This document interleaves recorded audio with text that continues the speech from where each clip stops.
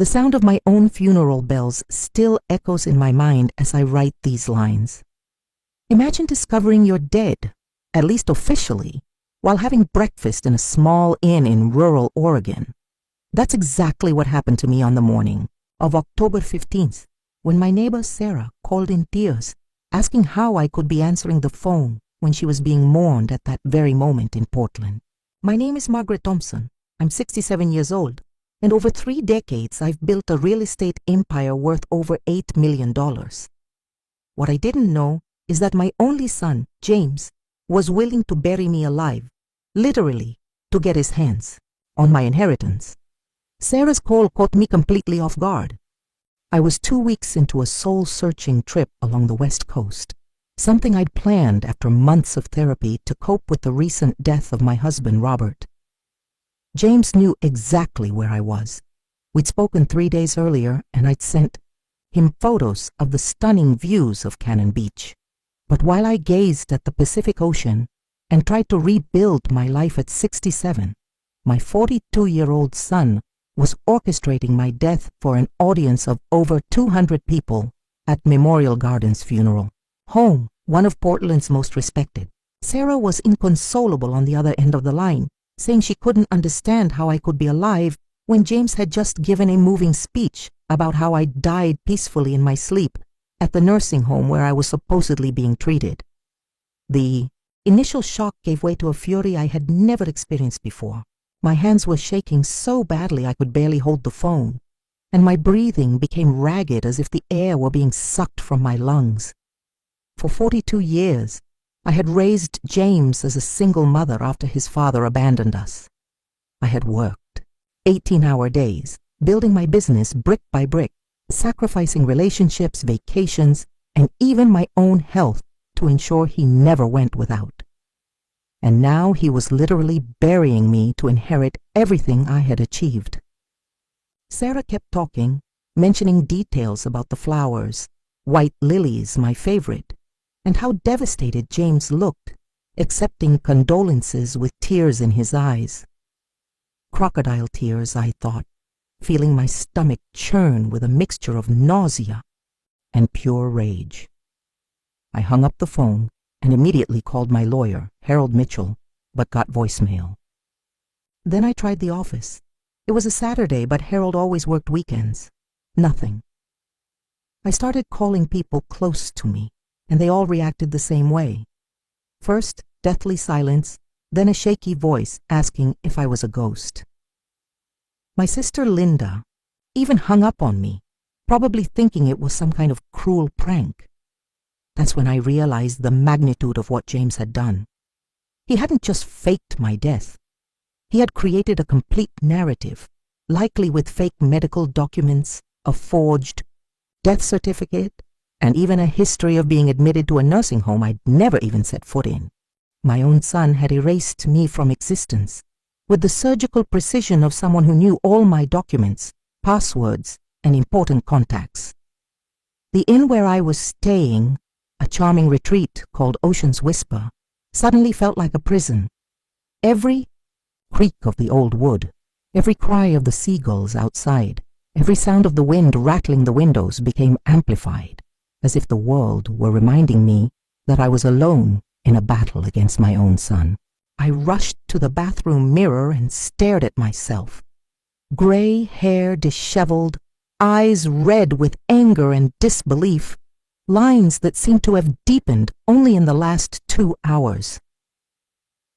"You're alive," I murmured to my reflection, touching my face as if needing reassurance. "You're alive and you're going to prove it." But beneath the anger was something more frightening. The realization that the son I had raised was a complete stranger, capable of cruelty I never imagined possible.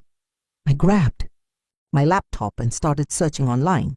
It didn't take long to find the obituary, published in the Oregonian 3 days earlier, with a 5-year-old photo of me, likely taken from my LinkedIn profile. The biography was perfect, mentioning my real estate career, my charitable work, and even intimate details about my marriage to Robert that only someone very close would know.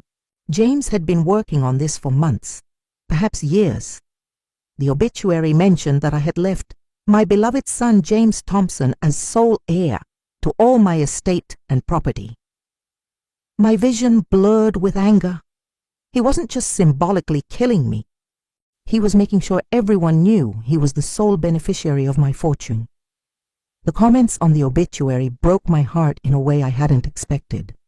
Co-workers, former clients, neighbors, all shared fond memories, talking about how I had impacted their lives, how much I would be missed. A woman named Dorothy wrote, "Margaret helped me find my first home when I was a hopeless single mother. She even reduced her commission so I could afford the down payment. People like her are rare in this world." Hot tears streamed down my face, not tears of sadness, but of renewed fury. James was stealing not only my money, but also my memory, my identity, my very existence. And most importantly, he was keeping all these people who loved me from knowing that I was still alive and breathing. I picked up my phone again and tried calling James directly. The call went straight to voicemail. I tried 3 more times, and on the 4th, I realized he had blocked my number. My own son had blocked me on the day of my own funeral. The irony was so bitter I almost laughed, but the sound that came out of my throat was more like a choked sob. He had thought of everything. He had completely isolated me, cut off all my means of communication, and had probably already begun the process of transferring my assets. While I was gazing at romantic sunsets on the Oregon coast, my son was carrying out the perfect crime. But James made a crucial mistake. He underestimated me. Over 3 decades in real estate, I'd faced men who tried to cheat me, clients who tried to cheat me, and competitors who tried to bring me down. I hadn't built an $8 million empire by being naive or fragile. If my son wanted to bury me, he'd have to face the consequences of raising the dead, because Margaret Thompson wasn't going to die so easily, especially not at the hands of her own son.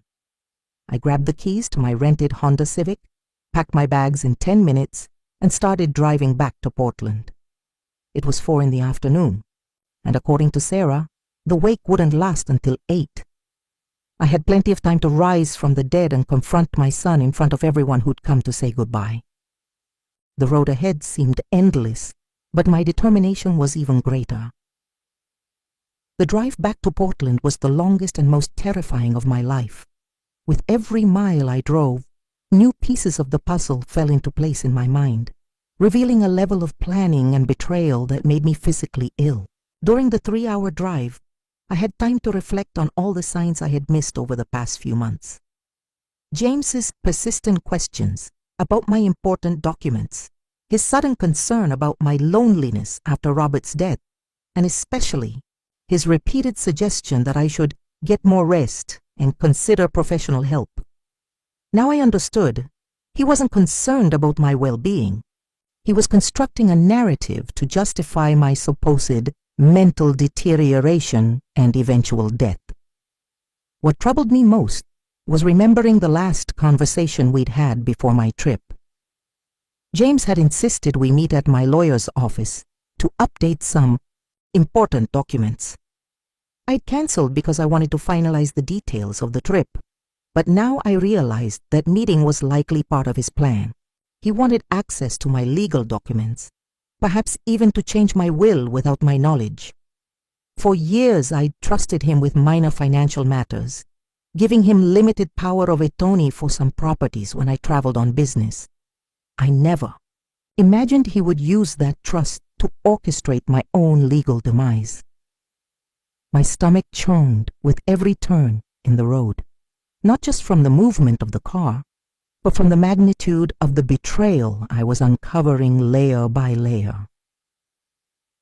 I stopped at a gas station in Salem to refuel and try to gather my thoughts. When I picked up my phone to check my messages, I discovered something even more shocking. James had changed the passwords for all my online accounts. Email, banking, social media, everything had been transferred or blocked. He had literally erased me from the digital world while feigning mourning for my death. I tried to access my bank account through the app, but received an error message saying the account was in the process of being transferred due to the death of the account. Hold on. My blood ran cold. James hadn't just faked my death. He had already begun the legal process of transferring my assets, likely using forged documents. In the gas station bathroom, I tried to look at myself in the mirror again, but this time it was different. It wasn't anger I saw in my reflection anymore. It was pure determination. Margaret Thompson had endured the Great Depression as a child, lost her parents in her 20s, raised a son alone, and built an empire from nothing. An ungrateful and greedy son would not be my downfall. I splashed cold water on my face and took several deep breaths, trying to calm my heart, which was pounding like a hammer against my chest. When I emerged from that bathroom, I was no longer the betrayed and shocked mother. I was a seasoned businesswoman ready for the battle of my life. For the rest of the trip, I began planning my strategy. First, I needed evidence. I grabbed my phone and started recording voice notes about everything I remembered from the past few months, every suspicious conversation with James, every document he'd asked to see, every strange question about my health or future plans. As I drove down I-5, my voice recorded details that could be crucial in a potential police investigation. Because this wasn't just about inheritance or money, it was document fraud, falsification of public documents, and possibly even attempted murder if we consider that James was effectively trying to legally kill me. At 6:30 in the evening, I arrived on the outskirts of Portland. The sky was gray with that characteristic Oregon autumn haze that made everything seem more somber and dramatic. It was the perfect setting for my resurrection. I parked in a parking lot near the funeral home to watch the action. Cars were constantly arriving and departing, people well-dressed, carrying flowers with solemn faces. My friends, colleagues, neighbors, all coming to say goodbye to me while I stood just 100 yards away, alive and breathing. The scene was so surreal that for a moment I wondered if I was having an elaborate nightmare. But then I saw James. He stood at the funeral home entrance, greeting people with firm handshakes and warm hugs. He was wearing the black suit I'd bought him last Christmas. The irony made me gasp. Even from a distance, I could see he perfectly portrayed the role of the grieving son. His posture hunched with sadness, his expression drawn, his gestures slow and deliberate. If I didn't know better, even I would have believed his performance. But knowing the truth, his every gesture sickened me deeply. He was receiving condolences for a mother he had symbolically murdered, accepting flowers and sympathy cards for a loss he himself had orchestrated. I watched for another 15 minutes, studying his movements, trying to understand the dynamics of the situation. James wasn't alone. A blonde woman I didn't recognize stood beside him, wearing an elegant black dress and acting as if she were part of the family. She held his arm intimately, comforting visitors and directing some of the activities. My blood boiled again. James hadn't just killed me to inherit my fortune. He'd brought his secret girlfriend to play the role of the grieving daughter-in-law at my own funeral. How many betrayals could one person fit into? How many years had he been planning this, living a double life while I believed we were a close, loving family? The blonde woman was clearly younger than James, probably in her 30s, with an elegance that screamed money and ambition. Her jewelry was understated but expensive, her posture was confident, and the way she interacted with the guests suggested she knew exactly what was going on. She wasn't just an innocent girlfriend, she was complicit. She had likely participated in the planning, perhaps even suggested some details. Imagining the two of them plotting my death while making love or dining at expensive restaurants with my money sent a wave of nausea so intense that I had to open the car window for a breath of fresh air. It was 7:15 when I finally summoned the courage to get out of the car. My strategy was simple but devastating. I would enter through the front door, walk to the coffin, which would obviously be empty or filled with something pretending to be my body, and reveal myself to everyone present simultaneously. James would have no way to deny, lie, or escape the situation. 200 witnesses would see that he had faked my death, and from then on, it would be impossible for him to continue the charade. But as I approached the entrance, I realized my legs were shaking not only with anger, but also with fear. What if James had a plausible explanation? What if he could convince people I was delusional or mentally unstable? What if this whole situation made me look crazy in the eyes of the people I respected most? I stopped a few feet from the entrance and took another deep breath. There was no turning back. I had driven 3 hours, uncovered an unimaginable betrayal, and now I was about to confront my son in one of the most dramatic situations possible. There was no room for doubt or hesitation. Margaret Thompson had symbolically died 3 days earlier, but now she would return from the dead to reclaim her life, her dignity, and her justice. I smoothed my hair, lifted my chin with the haughtiness I had learned from decades of difficult negotiations, and walked determinedly toward the funeral home door. The sound of my heels on the concrete echoed like war drums, announcing that the dead were about to rise. The door to Memorial Gardens Funeral Home opened with a low creak that sounded like something out of a horror movie. The interior ambiance hit me like a punch in the gut. The cloying scent of white lilies mixed with the artificial scent of floral air freshener, the soft, yellowish lights creating a solemn atmosphere, and the low murmur of respectful conversations echoing off the dark mahogany walls. But what truly shocked me was seeing my own photo enlarged in a gilded frame on an elegant easel, surrounded by dozens of floral arrangements.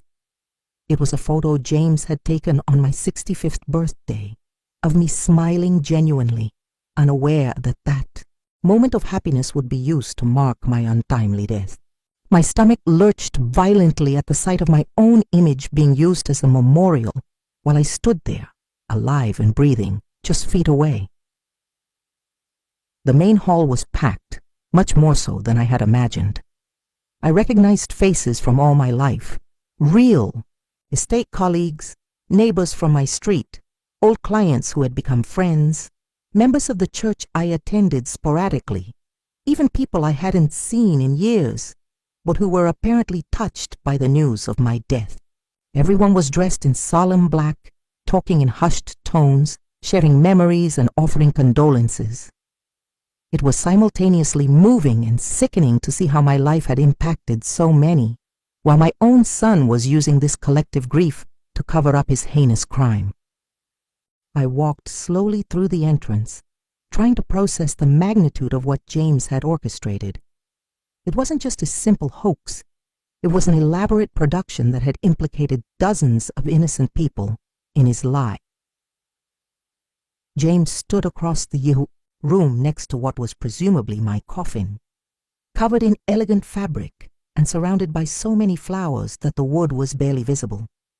He was in close conversation with Harold Mitchell, my lawyer, who seemed genuinely shaken by my supposed death. Seeing Harold there, a man I'd known for 15 years and who had always treated me with the utmost professional respect, being deceived by my own son made me feel a mixture of anger and maternal protectiveness. James was contaminating even my professional relationships with his lies, dragging honest people into his web of deception. I watched Harold nod gravely as James spoke, likely discussing details about the transfer of my assets or legal matters related to my supposed death. The blonde woman I'd seen outside was now moving around the room with the familiarity of someone who belonged there. She hugged people, accepted condolences, and even discreetly directed some of the funeral home staff about flower arrangements and other details. I watched her interact with my sister Linda, who was visibly devastated, her eyes red and puffy from crying. The stranger comforted Linda with gentle touches on her shoulder and soft words, perfectly portraying the role of the devoted daughter-in-law helping the family through a difficult time. The scene made me sick. My own sister was being comforted by a stranger who was actively participating in the charade of my death, and Linda didn't even know she was being manipulated. I continued to observe from afar, trying to grasp the full dynamics of the situation before revealing myself. There was a condolence book on an elegant table near the entrance, where people signed and left messages. A respectful line had formed, with visitors waiting patiently to record their last words to me. Seeing people I loved and respected writing farewell messages while I stood there, alive and watching, created a sense of unreality so intense that I questioned whether I was having a psychotic episode. But the physical pain in my chest, the tension in my muscles, and the bitter taste in my mouth confirmed that it was brutally real. James moved around the room with an Oscar-worthy performance. He stopped to chat with small groups, accepted long, comforting hugs, and even shed a few tears when my former pastor made a moving comment about my generosity at church. His every gesture was calculated to convey genuine grief, but I could see through his mask. I'd known my son for 42 years. I could recognize his true expressions and his feigned ones. Those weren't the eyes of someone who'd lost a beloved mother. They were the eyes of someone who was playing the role of a lifetime to secure the $8 million prize. The discovery that I'd created such a skilled sociopath terrified me more than any financial aspect of the situation. It was then that I realized something even more disturbing. James was discreetly recording some of the interactions. I saw him take his phone out of his pocket several times, ostensibly to check messages. But in reality, he was documenting people's reactions, important conversations, and especially emotional moments. He was creating evidence of his own performance, likely to use later as proof of his genuine grief in case anyone questioned the legitimacy of my death. The level of planning and premeditation was terrifying. James hadn't just decided to symbolically kill me. He had thought of every possible legal complication or suspicion that might arise afterward. My breathing grew labored as the reality of the situation sank in. It wasn't just about money or inheritance. James had completely destroyed my identity, my reputation, and my legal existence. Even if I revealed myself now, how long would it take to undo all the damage he'd done? How many legal documents would need to be amended? How many people would need to be contacted? And most importantly, how could I prove I wasn't the victim of a mental episode, considering my own son had created a narrative about my supposed cognitive deterioration? James had put me in a position where even the truth would seem insane. I began moving slowly around the perimeter of the room, keeping to the shadows and observing people's reactions. My heart was pounding so hard, I was certain those nearby could hear it. Each step brought me closer to the moment of revelation, but also heightened my anxiety about the possible consequences. What if James had an explanation prepared? What if he claimed I was having a psychotic break and that my appearance at the wake was proof of my mental instability? Over decades of working in real estate, I had learned that perception sometimes trumps reality, and James could use that to his advantage. The blonde woman noticed me before anyone else. Our eyes met across the room, and for a brief second, I saw her face lose all composure.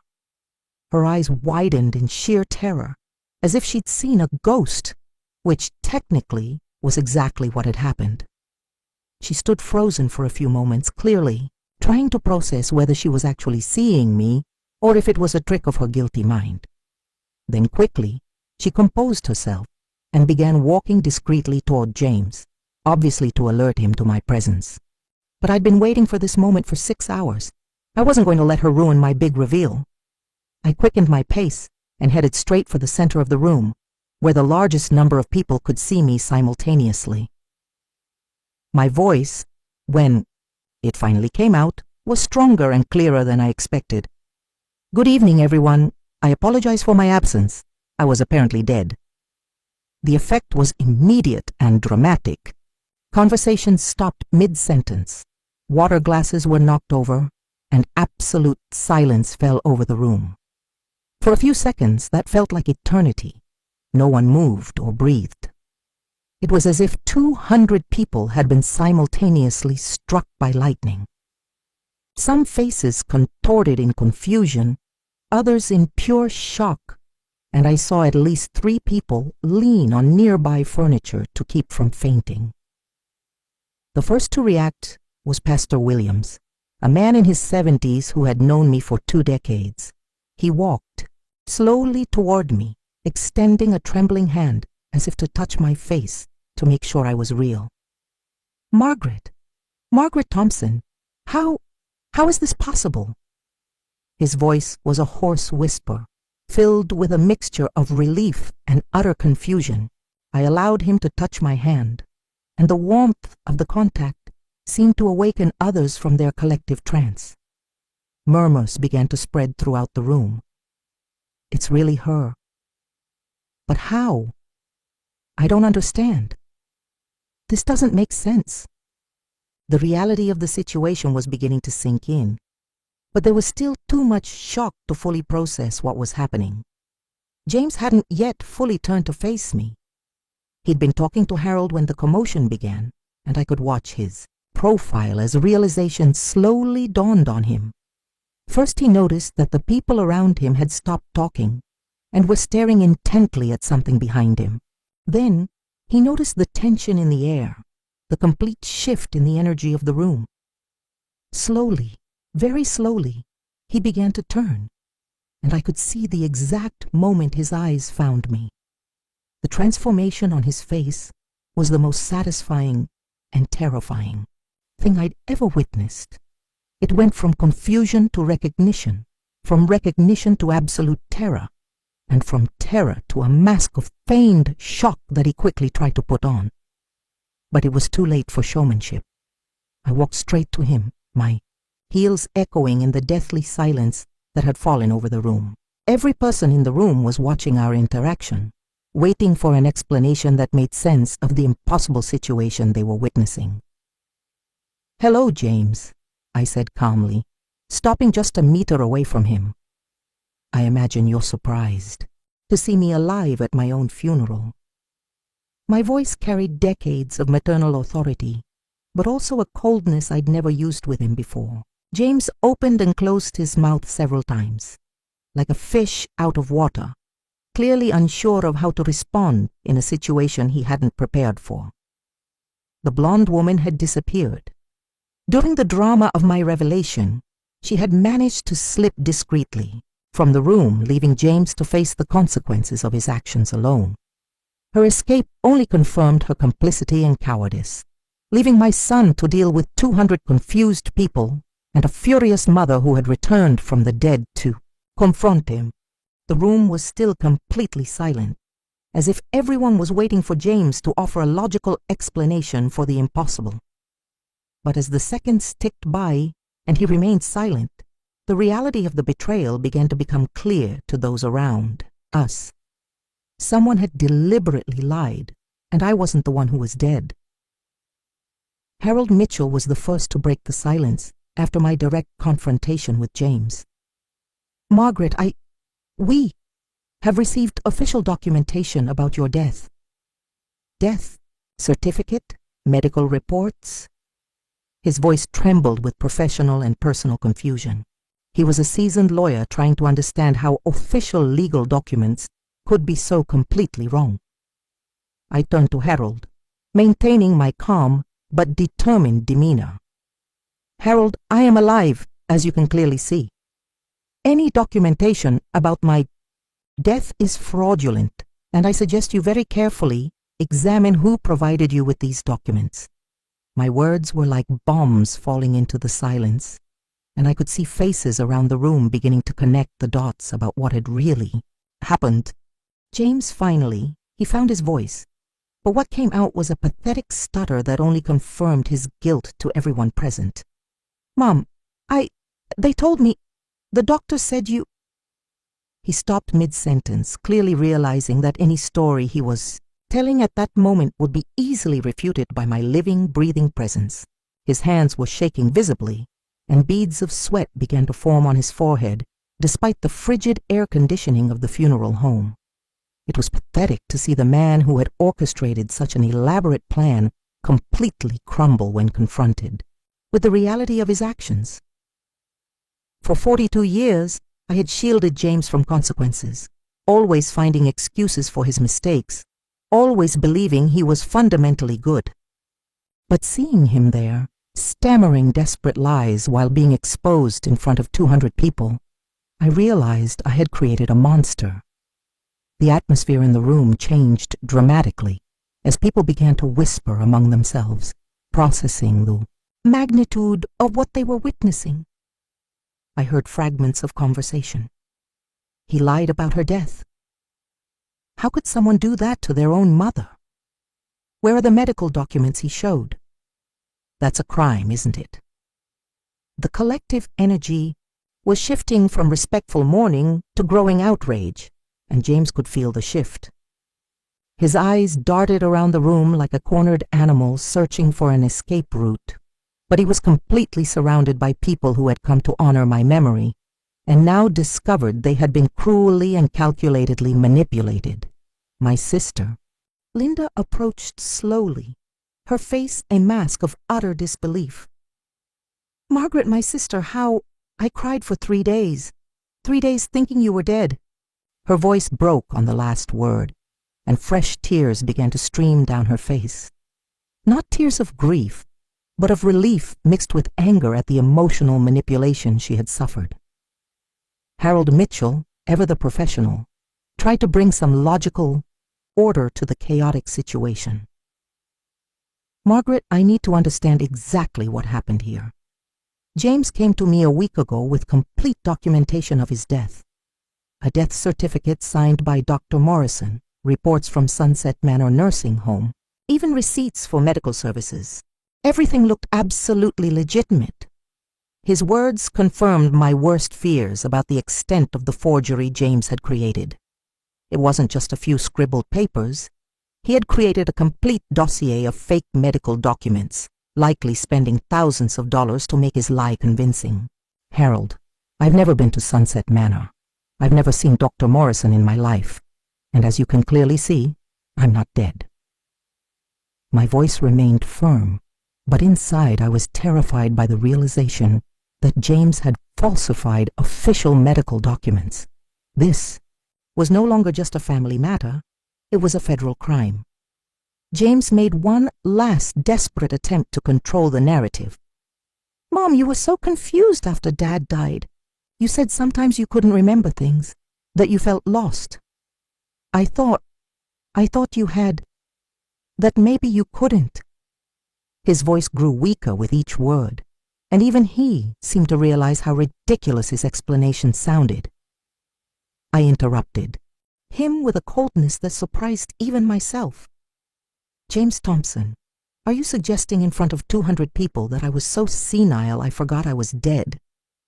Are you seriously trying to use my mental capacity as an excuse to forge my death certificate and steal my inheritance?"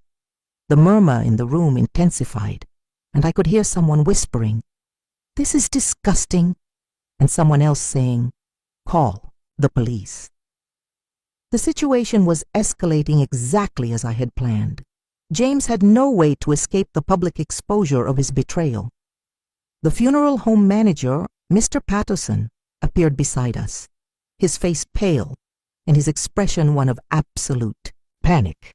Funeral homes depend entirely on their reputation for dignity and respect, and having a dead person resurrected in the middle of a wake was the kind of scandal that could destroy a business. "Mrs. Thompson, I don't understand what's going on here, but can we resolve this discreetly in my office?" His voice trembled with professional desperation, clearly trying to minimize the damage to his company's reputation. But I hadn't driven 3 hours and confronted my sociopathic son to resolve things discreetly. "Mr. Patterson, your establishment was used to perpetrate a fraud. My son paid for your services with stolen money and forged documents. This will not be resolved discreetly. It will be resolved publicly and legally." My words made the man recoil, as if slapped, and several people in the parlor pulled out their cell phones, obviously to record or call the authorities. It was at that moment that James made the stupidest decision possible. He tried to flee. Seeing his situation becoming untenable, he began walking quickly toward the side exit, pushing past people in his path. But before he could reach the door, my neighbor Robert, a 70-year-old Vietnam veteran, blocked his path with the authority of someone who had faced far worse. "Boy, you're not going anywhere until you explain how you managed to fool us all into believing your mother was dead." Robert's voice had that commanding quality only ex-military personnel possess, and James stopped dead in his tracks, clearly intimidated. The entire room turned to watch the confrontation, and I realized that James had completely lost control of the situation. From a skilled manipulator, he had transformed into the obvious villain in a room full of people who were now questioning every word he had said. My sister Linda approached James with a fury I'd rarely seen in her. Linda had always been the gentler of the two of us, the one who avoided conflict and tried to see the best in people. But the betrayal she'd discovered awakened something primal in her. "James, I canceled my trip to Europe to be here." I cried, myself sick. "I wrote a 2-page speech about Margaret to read today. How can you look me in the eye after putting me through this unnecessary pain?" Her voice was so charged with emotion that several people in the room began to cry. Not at my supposed demise, but at the cruelty James had inflicted on an entire family. Seeing my sister confront my son like this made me realize I wasn't the only victim of his actions.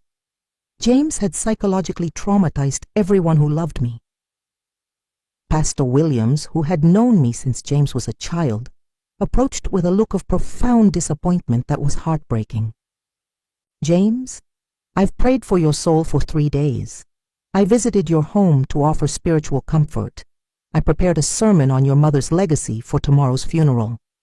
How can a man carry such deception in his heart and still appear sincere when accepting the prayers of others?"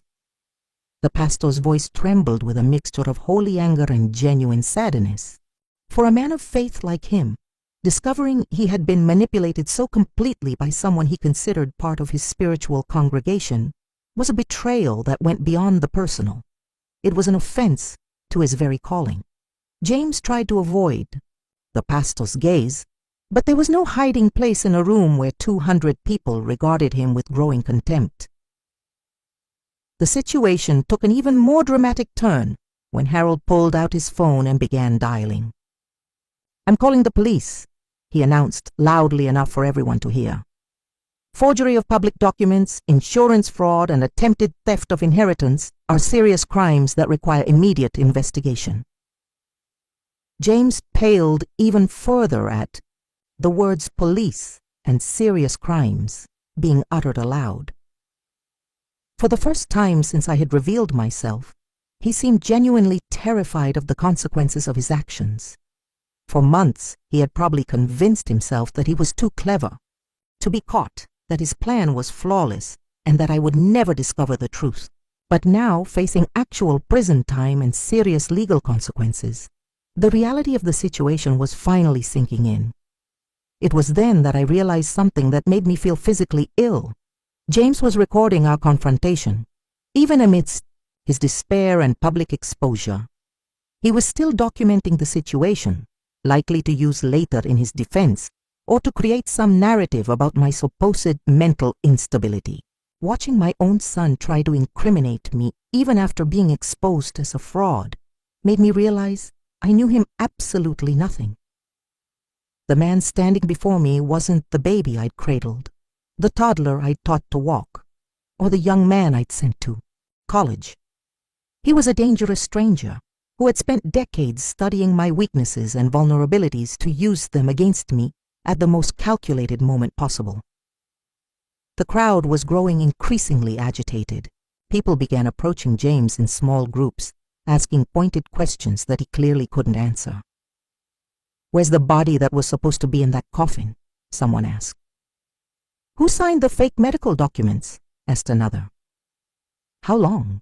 Have you been planning this? Did your girlfriend know? The questions flew like bullets, and James was clearly overwhelmed by the pressure.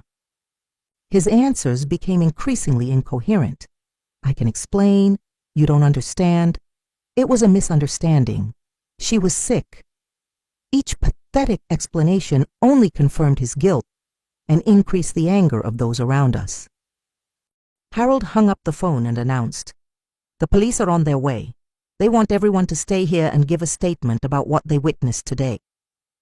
The word statement made James recoil as if physically struck. 200 witnesses were more than enough to secure his conviction, and he knew it. He tried once more to appeal to me personally. "Mom, please, can we talk alone? I can explain everything. You don't understand the pressure I was under, the debts, the problems." But his words fell on deaf ears. Any vestige of maternal love I still felt for him had died the moment I discovered he had symbolically murdered me for money. "James, you had 42 years to talk to me about pressures and problems. Instead, you chose to legally kill me and steal everything I've worked for my entire life. There's no explanation that justifies this." The arrival of police sirens outside created a tense silence in the hall. The sound was approaching quickly, and everyone could hear cars pulling into the funeral home parking lot. James made one last desperate attempt to appeal to the crowd. "Please, you've known me for years. I'm not a bad person. I was trying to protect my mother, to help her." But his words were interrupted by a voice I hadn't expected to hear. Dorothy, the woman who had written the touching comment in my obituary, rose from her seat and said firmly, "James Thompson, you weren't protecting your mother. You were killing her to steal her money. And worst of all, you forced us to mourn her unnecessarily. This is pure cruelty." Her words were like a final verdict, and I could see from the faces around the hall that James had lost any sympathy or benefit of the doubt anyone might have had for him. The officers entered the room with an authoritative presence that immediately changed the entire dynamic. 2 uniformed officers and a plainclothes detective walked directly to where James and I stood, clearly identifying us as the protagonists of the situation. The detective, a middle-aged man with gray hair and experienced eyes, looked from me to James and then to the photo of my funeral with an expression that suggested he'd seen a lot in life, but the situation still surprised him. "I'm Detective Martinez. I understand we have an unusual situation here. A supposedly dead person showing up at their own funeral?" His voice carried professional authority, but also genuine curiosity about how such a bizarre situation had developed. James opened his mouth to speak, but the detective interrupted him. "Sir, you will have ample opportunity to present your side of the story. For now, I need to hear from the alleged victim." I took a deep breath and began explaining the entire situation to Detective Martinez, from the call I'd received at the inn to my decision to return to Portland and confront James publicly. As I spoke, I saw James discreetly try to delete something from his cell phone, but one of the uniformed officers had noticed his suspicious behavior and approached. "Sir, I'm going to need you to hand over your mobile device as potential evidence." James hesitated for a moment, clearly debating whether to resist, but the presence of 200 witnesses and 3 officers rendered any resistance futile. He reluctantly handed over the phone, knowing that any evidence of his secret recordings and communications with accomplices was now in the hands of the authorities. Seeing my son treated as a criminal suspect gave me a dark satisfaction, but also a deep sadness for the loss of the relationship we thought we had. Detective Martinez took notes as I spoke, occasionally asking questions to clarify specific details. "Miss Thompson, do you have any idea how your son obtained such convincingly false medical documentation?" That was the question that had plagued me throughout the trip back. "Detective, my son had limited access to my financial and personal information, For years, I trusted him to handle some of my property when I traveled on business.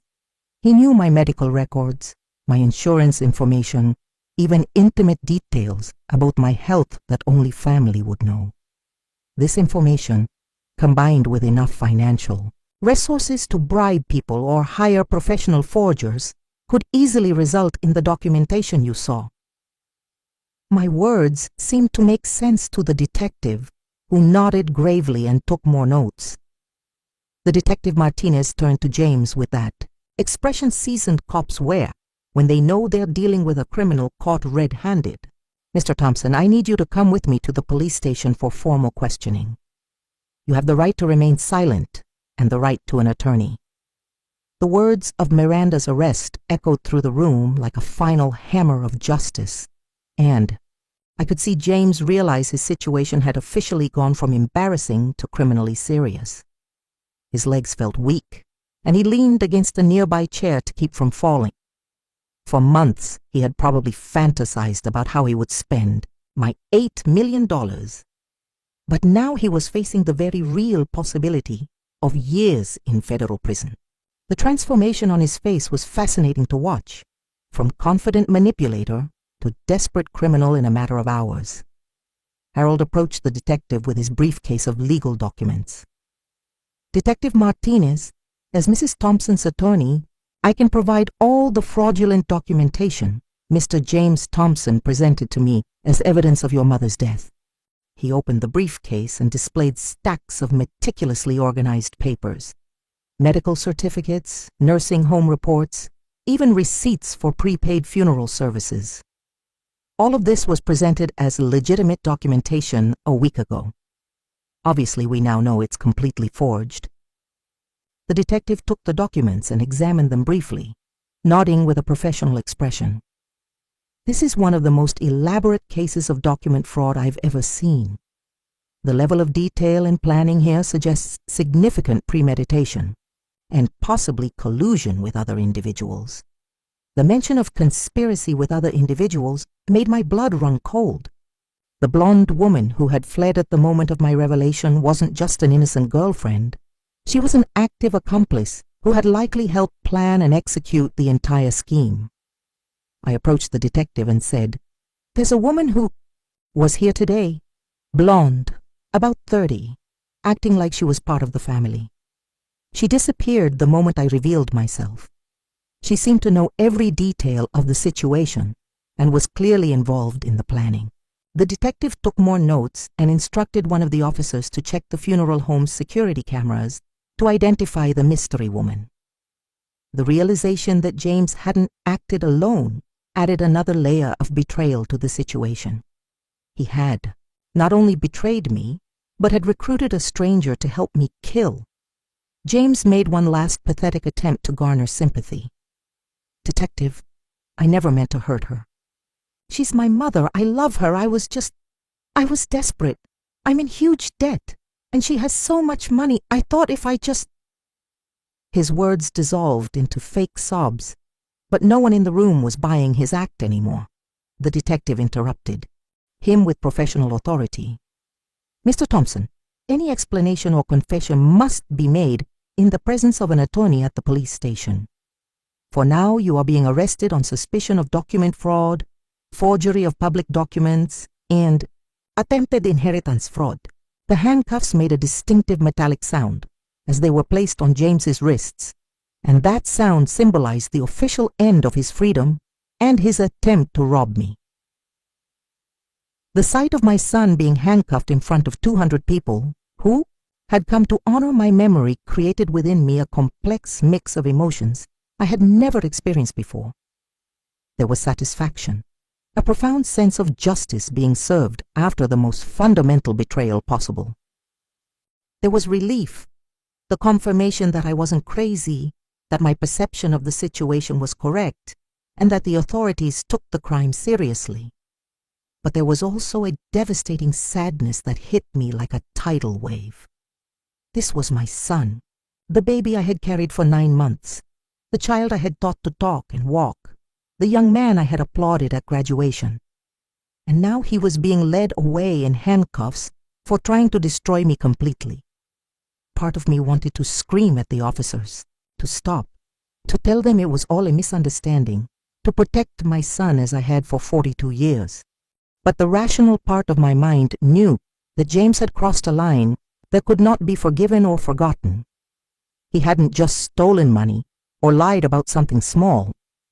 He had assassinated my identity, traumatized my family and friends, and used my own vulnerability after Robert's death to manipulate me. Worse still, he had done it with a level of coldness and premeditation that suggested genuine sociopathy. As the officers escorted him toward the exit, James turned one last time to look at me. His eyes held no remorse or love, only pure rage at being caught. In that moment I realized that the son I thought I had created had never really existed. James had always been a skilled manipulator, and I had been his longest and most devoted victim. The room slowly began to empty as people processed the extraordinary drama they had witnessed. Many approached me to offer support and express their shock at the betrayal I had suffered. Dorothy, the woman who had defended me so eloquently, hugged me tightly and whispered, "Margaret, you are stronger than anyone I know.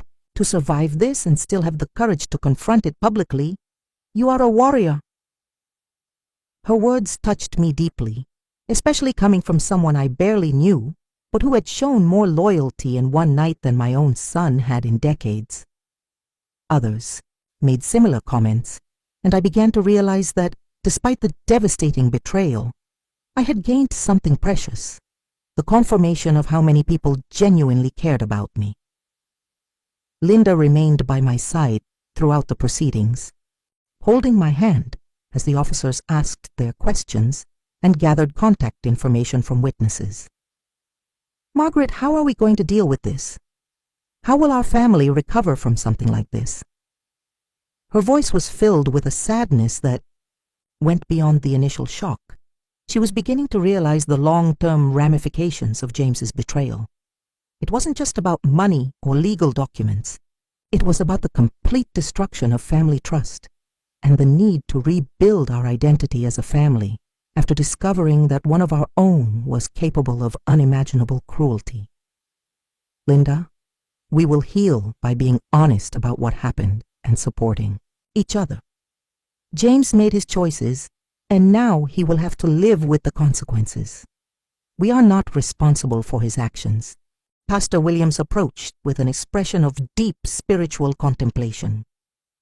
"Margaret, in 40 years of ministry, I've never seen anything like this. How can a son carry so much deceit in his heart and still seem sincere when he prays with us in church?"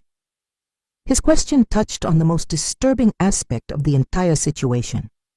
James wasn't just an opportunistic criminal who had seized an unexpected opportunity. He was a longtime manipulator who had deceived not only his family, but an entire community for years. "Pastor, I've been wondering the same thing.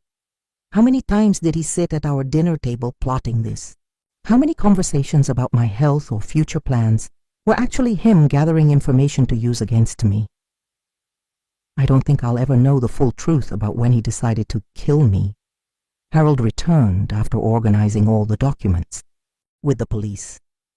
"Margaret will need to work immediately to reverse all the legal proceedings James initiated based on your supposed death. Fortunately, since you're obviously alive, canceling the transfer of assets will be relatively simple, but it will still be a complicated process that could take weeks or months." His words reminded me that despite having publicly exposed James, I still faced months of legal and bureaucratic complications to undo the damage he had caused.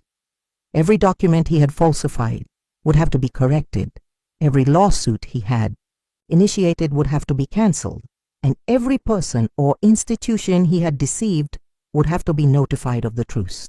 It was as if James had blown my legal life into 1,000 pieces, and now I would have to rebuild it piece by piece. The funeral home manager, Mr. Patterson, approached with an expression of profound professional embarrassment. "Mrs. Thompson, on behalf of Memorial Gardens, I want to deeply apologize for our unwitting participation in this situation. Of course, all costs will be reimbursed, and we will do everything in our power to minimize any damage to your reputation or emotional well-being." I could see he was genuinely distraught at being used as part of James's scam, and his funeral home would likely face its own legal complications for accepting fraudulent documentation. "Mr. Patterson, you and your staff were also victims of my son's manipulation. I don't blame you for believing documents that seemed legitimate. I only hope this experience helps you implement additional checks in the future." As the room emptied, I began to realize the magnitude of what had just happened. In one night, I had gone from a dead woman to a living woman who had publicly exposed the most fundamental betrayal possible. 200 people had witnessed my resurrection and my son's downfall. The story would spread quickly throughout the community and likely to the local newspapers within days. I had become the center of a scandal that would be discussed in Portland for years. But most importantly, I had regained my life, my identity, and my dignity. James had tried to symbolically kill me, but instead, he had completely destroyed himself, while giving me the opportunity to demonstrate my strength and resolve to everyone who knew me. The ultimate irony of the situation was not lost on me. James had arranged my funeral as a way to erase me from existence, but instead, he had created the perfect platform for my most spectacular revenge. He had gathered 200 people who loved and respected me, created a solemn and respectful atmosphere, and then given me the opportunity to dramatically reveal myself as a strong woman who would not be destroyed by betrayal. In his arrogance and greed, James had orchestrated not my death, but his own social, legal, and familial demise. It was a poetic justice that not even Shakespeare could have imagined better. Linda and I were the last to leave the funeral home. As we walked through the empty parking lot, she asked, "Margaret, what are you going to do now? How are you going to move on after something like this?" The question made me stop and think for the first time in hours about the future instead of the dramatic present. "Linda, I will rebuild my life without James in it. I will make sure he faces the full legal consequences of his actions. And I will use this experience to become even stronger and more careful about who I trust. James may have tried to bury me, but he just showed me that I'm much more resilient than either of us realized." My words sounded more confident than I actually felt, but I knew that confidence would come with time. The drive home was silent, filled with reflections on how completely my life had changed in a matter of hours. In the morning, I was a 67-year-old woman enjoying a peaceful journey of self-discovery. By night, I was a survivor of family betrayal who had publicly confronted her own son and watched him get arrested. The transformation was so dramatic. It almost didn't seem real, but the constant messages on my phone from people who had been at the funeral and were checking on me confirmed that it had all really happened. Margaret Thompson had symbolically died a week ago, but the Margaret Thompson who was resurrected at her own funeral was a completely different woman, stronger, wiser, and definitely more cautious about trusting those close to her. When I finally arrived home, the house James had assumed he would inherit within days, I felt a strange sense of reclaiming it. Every room, every piece of furniture, every photograph had new meanings now that I knew James's true intentions. The pictures of him on the mantelpiece, once fond reminders of a beloved son, now bore witness to how blindly naive I had been about his true nature. I walked through the house I had nearly lost, touching objects James had assumed would soon be his, and felt a mixture of relief that I was alive to claim them, and sadness at the loss of the relationship I thought I had with my son. The house was silent, but it was no longer the silence of loneliness. It was the silence of victory, of survival, and of the rebirth of a woman who refused to be buried alive. I sat in my kitchen with a cup of tea, surrounded by the life I had, nearly lost, and began to plan my next steps. There were legal documents to file, police investigations to support, and a whole life to rebuild without the person I trusted most. But for the first time in months, since Robert's death in fact, I felt a sense of clear purpose and renewed determination. James had tried to kill me, but instead he had resurrected me as a stronger version of myself. And now, with the truth exposed and justice in motion, I could finally begin to live again, this time with my eyes wide open to the people around me. The morning his next came a reality I wasn't prepared to face. My resurrection had become national news. I woke to the insistent ringing of the doorbell at 6 in the morning, and when I looked out the window, I saw 3 news vans parked on my street and reporters with cameras waiting in my front yard. My phone rang nonstop. Journalists, TV producers, even Hollywood agents wanting the rights to my story. In less than 12 hours, I had gone from a dead woman to an unwitting national celebrity. The Oregonian headline read, "Woman crashes her own funeral, son arrested for inheritance fraud." The photo was of me leaving the funeral home the night before, with a determined expression I didn't remember wearing, but which apparently perfectly captured the dramatic moment of my resurrection. The phone rang again, and this time it was Detective Martinez. "Miss Thompson, we have some news on the case. We found the woman who was with your son at the funeral. Her name is Rebecca Chen, and she has an extensive history of insurance and inheritance fraud. She's not just a girlfriend. She's a professional criminal specializing in manipulating older men into committing financial crimes." The revelation hit me like a bucket of cold water. James hadn't just betrayed me.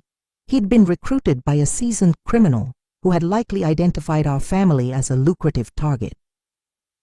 "Detective, does this mean James was also a victim of manipulation?" Part of me wanted to believe my son had been seduced by an expert rather than acting out of pure greed, but Martinez quickly dispelled that illusion. "Miss Thompson, based on the evidence we've gathered, your son was an active and enthusiastic participant in the scheme. Rebecca may have provided the expertise, but James provided the intimate information about you and your fortune. The discovery about Rebecca added another layer of violation to my experience. It wasn't just that James had decided to betray me. He had exposed every intimate detail of my life, my vulnerabilities, my fears, and my financial situation to a stranger who specialized in destroying families for money. Every private conversation I had with James about my loneliness after Robert's death, every concern I shared about growing old alone, every detail about my investments and properties had been reported to Rebecca as intelligence to be used against me. My own son had sold me to a professional predator, as if I were just another easy mark instead of his mother who had raised him with unconditional love. Harold arrived at my house at 9 in the morning, navigating the crowd of reporters with the professional dignity I admired in him. "Margaret, we need to discuss legal strategy immediately. James not only faked his death, he also began the process of liquidating several of his estates. Fortunately, since the buyers now know you're alive, these transactions can be cancelled, but some people have already made payments that will have to be returned." His words confirmed my worst fears about the extent of the financial damage. James hadn't been content to wait for my natural death. He had actively begun liquidating my assets the moment he officially killed me. "Harold, how much damage has he managed to do in a week?" "Fortunately, not much. He managed to transfer about $100,000 from smaller accounts before you revealed yourself, but the larger assets are safe. The problem now is rebuilding your legal and credit identity." The task of rebuilding my legal identity sounded surreal and terrifying. James had erased me so completely from the system that my resurrection would require months of paperwork, verification, and corrections.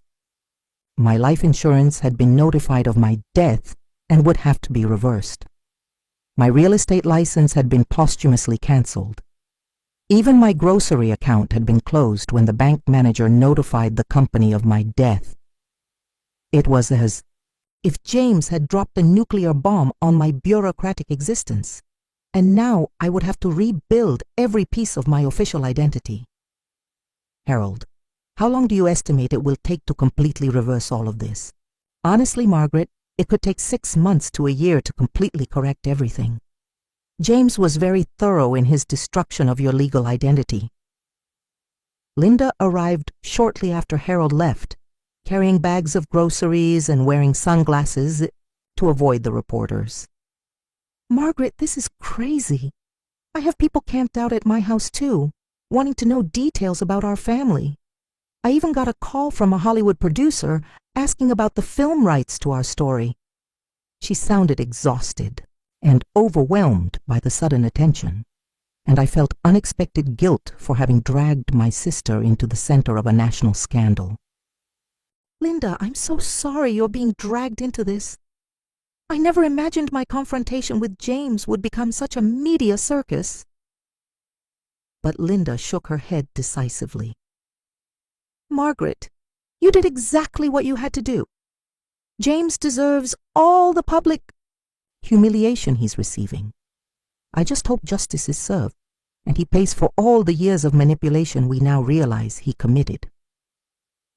Linda's mention of years of manipulation made me reflect on how many clues I'd missed throughout James's life. I began to remember small incidents that at the time seemed like minor inconsistencies, but now took on sinister significance. How James always knew exactly what to say to make me feel guilty when I questioned his excessive spending. How he could convince me to lend him money for emergencies that were never clearly explained. How he always changed the subject when I tried to discuss my will or retirement plans. Even his exaggerated concern for my loneliness after Robert's death took on new meaning. He wasn't concerned about my emotional well-being. He was establishing a narrative about my supposed mental instability to use later. Linda, I think James has been manipulating me for decades. Every time I questioned his motives, he managed to make me feel like a suspicious and unloving mother. The phone rang again, and this time it was Rebecca Chen. My blood ran cold as I recognized the voice of the woman who had fled my funeral.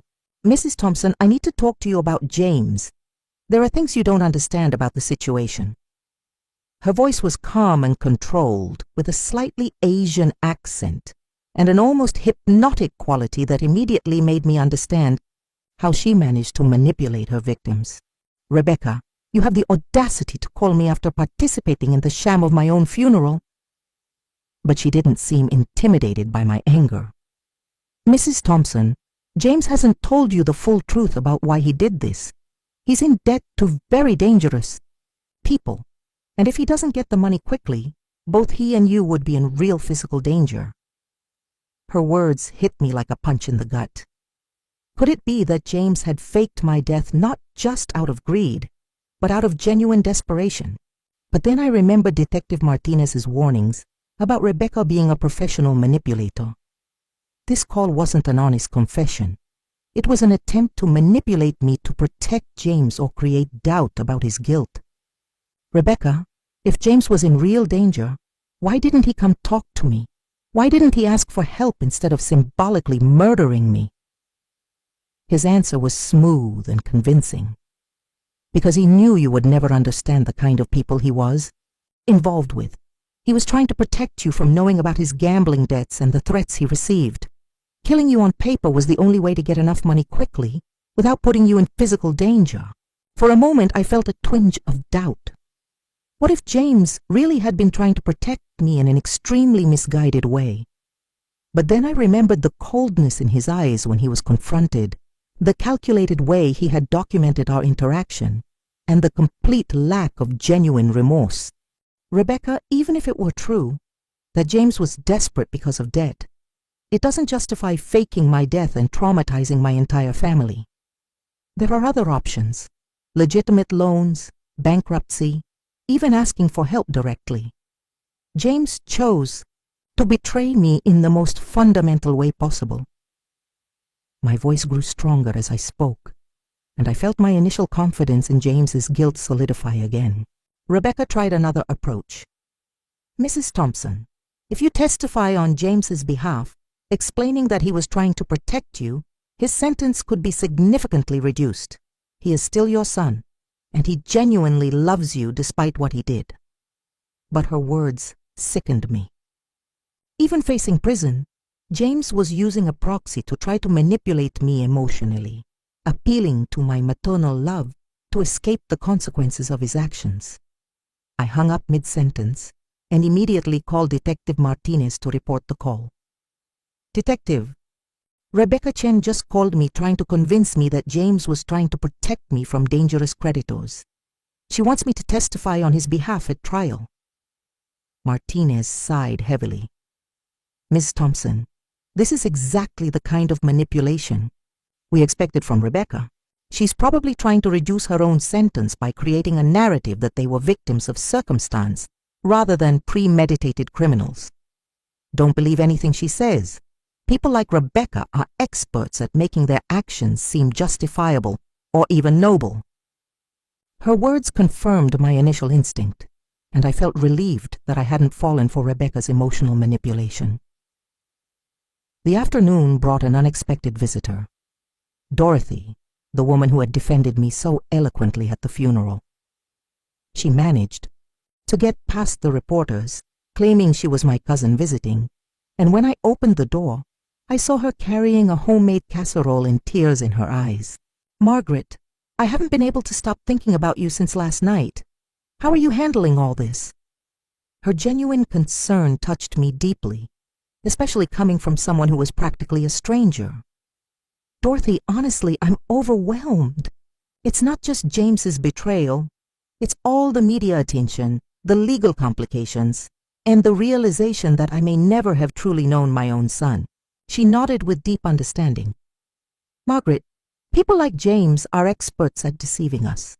They show us only what they want us to see and use our love against us. It's not your fault that you were deceived by someone who spent decades perfecting the art of manipulating you. Dorothy offered to stay with me for the next few days to help deal with the reporters and the constant calls. You shouldn't have to face this alone, especially after what you've been through.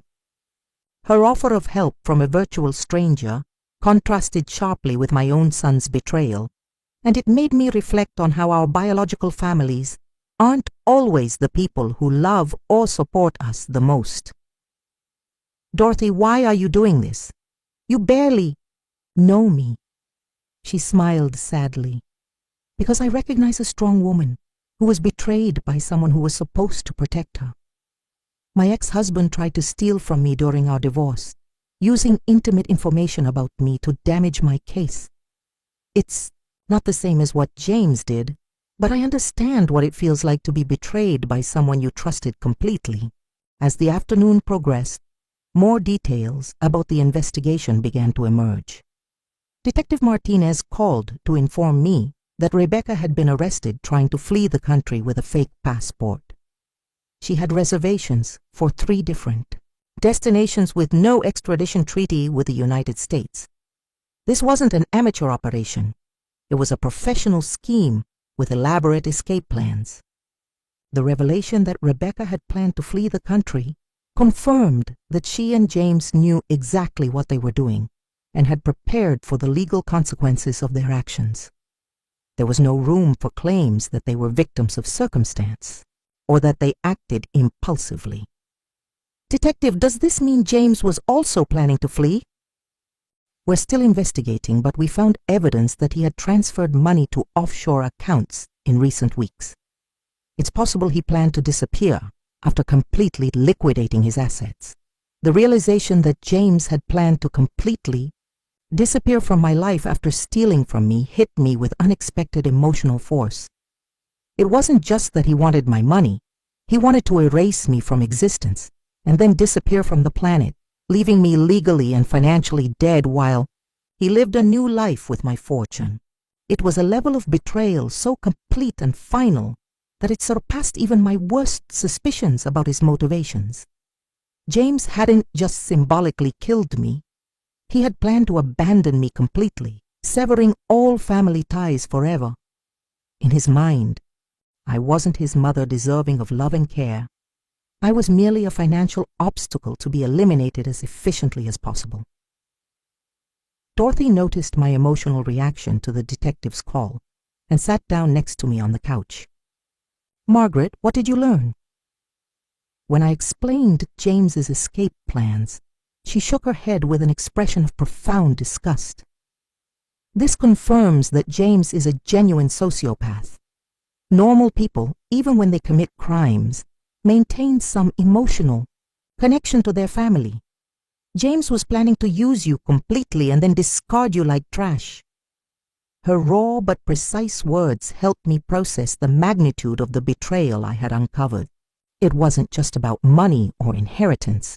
James had completely dehumanized me in his mind, reducing me to merely a means to a financial end. When evening fell and the reporters finally dispersed, I sat in my living room with Dorothy and Linda, surrounded by women who had shown me more loyalty and genuine love in 2 days than my son had shown me in decades. "Do you know what hurts me most?" I asked, looking at the 2 women who had become my chosen family. "It's not just that James betrayed me. It's that he studied me for years, learning my weaknesses and vulnerabilities, planning exactly how to destroy me most efficiently. Every intimate conversation we had, every moment of vulnerability I shared, every expression of maternal love I demonstrated, it was all catalogued and filed away as information to be used against me when the time was right." My words brought tears to the eyes of both women, who intuitively understood the depth of the psychological violation I had experienced. But sitting there, surrounded by genuine support and reflecting on my journey from Sarah's call to James's arrest, I realized something important. I had survived. Margaret Thompson had been murdered by her own son, but had risen stronger, wiser, and more determined than ever. James had tried to reduce me to nothing more than money and property to be stolen, but his betrayal had proven the exact opposite, that I was a woman with the courage to drive 3 hours in righteous rage, publicly confront her own son, and rebuild her life from the rubble of the most fundamental betrayal possible. Linda Dorsey, do you know what James failed to understand? He thought he knew me completely, that he had mapped out all my weaknesses, but he never discovered my greatest strength, my absolute refusal to be victimized by anyone, even my own son. 3. Without years after my resurrection, I received a letter from prison. Seeing James's handwriting on the envelope caused a visceral physical reaction. My stomach tightened, my hands trembled, and for a moment I considered throwing the letter in the trash unread.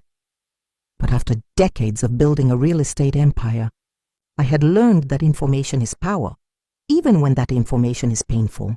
I opened the letter in the presence of Dorothy, who had become my constant companion during the turbulent weeks of legal reconstruction. James's handwriting was sloppier than usual, and there were stains on the paper that could have been tears or just water. "Dear Mother," the letter began, "I know you will probably never forgive me, but I need you to understand that I never meant to hurt you.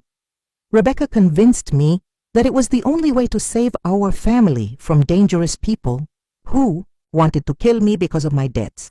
I paused and looked at Dorothy, who shook her head in disbelief. "Margaret, even from prison he's trying to manipulate you. Save our family. He was trying to steal you and disappear from the country." I continued reading, but every word confirmed Dorothy's analysis. James wasn't expressing genuine remorse for betraying me. He was trying to rewrite the narrative to make himself the misunderstood hero who had made difficult decisions to protect his family. "Mom, Rebecca showed me documents from the people I owe money to. They had threatened not only to kill me, but also to hurt her if I didn't pay. I couldn't let that happen. Faking their deaths seemed the only way to get enough money quickly to keep us safe. The manipulation was so transparent, I almost laughed at its audacity. James was trying to convince me he had killed me out of love and protection. But the most disturbing part of the letter came at the end. Mother, I know you've made mistakes, but I'm still your son. I'm still the boy you raised with so much love. Please don't abandon me now when I need you most. Come visit me in prison, so we can talk face to face. There are so many things I need to explain, so many details you don't understand about the situation. Your presence is the only thing that can give me the strength to face what lies ahead. The audacity was stunning. After faking my death and attempting to steal my fortune, James still expected me to comfort him in prison as if he were the victim. Dorothy noticed my expression and asked, "What are you thinking, Margaret?" "I'm thinking James truly believes he can manipulate me forever. Even in prison, he still thinks I'm the same naive mother who always fell for his lies," Harold called that same day with an update on the case. "Margaret, the prosecution is building a very solid case against James and Rebecca. They found evidence that this scheme had been in the works for over a year. There are emails between them discussing their habits, their routines, even their emotional vulnerabilities after Robert's death. The revelation that James had spent over a year studying how to destroy me hit me like a physical slap. There was no spontaneity or desperation in his actions. It was cold, calculated premeditation that had begun long before I even imagined I was in danger." "Harold, have they found evidence of when exactly the planning began?" "Based on the emails and text messages, it appears to have begun about 6 months after Robert's death. James apparently saw his emotional vulnerability as an opportunity, not a moment to offer filial support. The timeline was devastating. While I struggled with grief over the loss of my husband, James was secretly plotting how to exploit my vulnerability for his own financial gain. Every time I shared my loneliness with him, every moment of weakness I displayed during my grieving process, had been catalogued as useful information for his criminal scheme. Harold, does this mean that when James suggested I get therapy or get more rest, he was actually constructing a narrative about my supposed mental instability?" "Exactly. The evidence suggests he was documenting any sign of sadness or natural confusion during his grief to later use as justification for his supposed cognitive deterioration. The systematicity of James's betrayal was so complete that it made me question every interaction we had over the past year. Dorothy had done her own research on Rebecca Chen and uncovered disturbing details about her criminal history. Margaret, Rebecca has at least 5 different identities and an established pattern of preying on older widows with substantial assets. In each case, she seduced a younger male family member, usually a son or nephew, to help her steal the family inheritance. The information confirmed that I was not an isolated victim, but part of a predatory pattern Rebecca had perfected over the years. "How did she choose her victims?" I asked, already suspecting the answer. "Obituaries," Dorothy replied grimly. She read obituaries of wealthy men, identified vulnerable widows, and then researched their families looking for sons or male relatives who could be corrupted. James was likely approached by her shortly after Robert's death. The revelation about Rebecca's method completely transformed my perception of James's betrayal. I had assumed he had developed his own greed and then found Rebecca as an accomplice. But the reality was that Rebecca had identified me as a target through Robert's obituary, and then seduced James specifically to steal from me. "Dorothy, does this mean James was recruited by a professional predator who studied me through my husband's obituary?" "It seems so. Rebecca likely knew more about your financial and emotional situation than James did when they met. She weaponized it against you."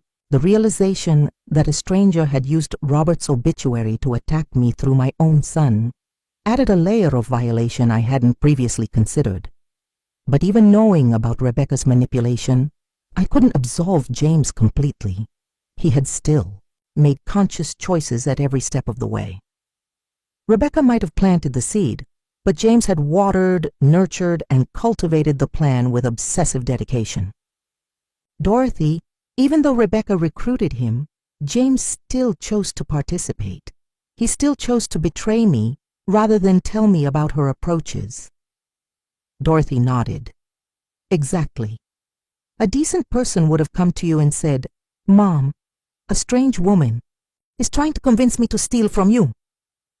James chose betrayal over honesty. Her words confirmed what I knew instinctively. Regardless of how the scheme began, James had embraced the opportunity to steal from me with genuine enthusiasm. The media remained obsessed with my story, and documentary filmmakers called daily, offering large sums for the right to tell my story. One Hollywood producer offered $2 million for the film rights, describing my story as Shakespearean family revenge for the modern age. But the idea of turning my personal betrayal into entertainment repelled me deeply. Dorothy, how can I turn the worst moment of my life into profit? It seems obscene. She understood my hesitation. Margaret, you don't have to do anything you're not comfortable doing, but consider that telling your story publicly could help other families recognize signs of financial manipulation before it's too late.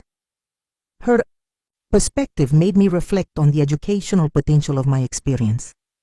Linda had been deeply affected by the revelation of Rebecca's predatory pattern. Margaret, this makes me wonder how many other families she has destroyed.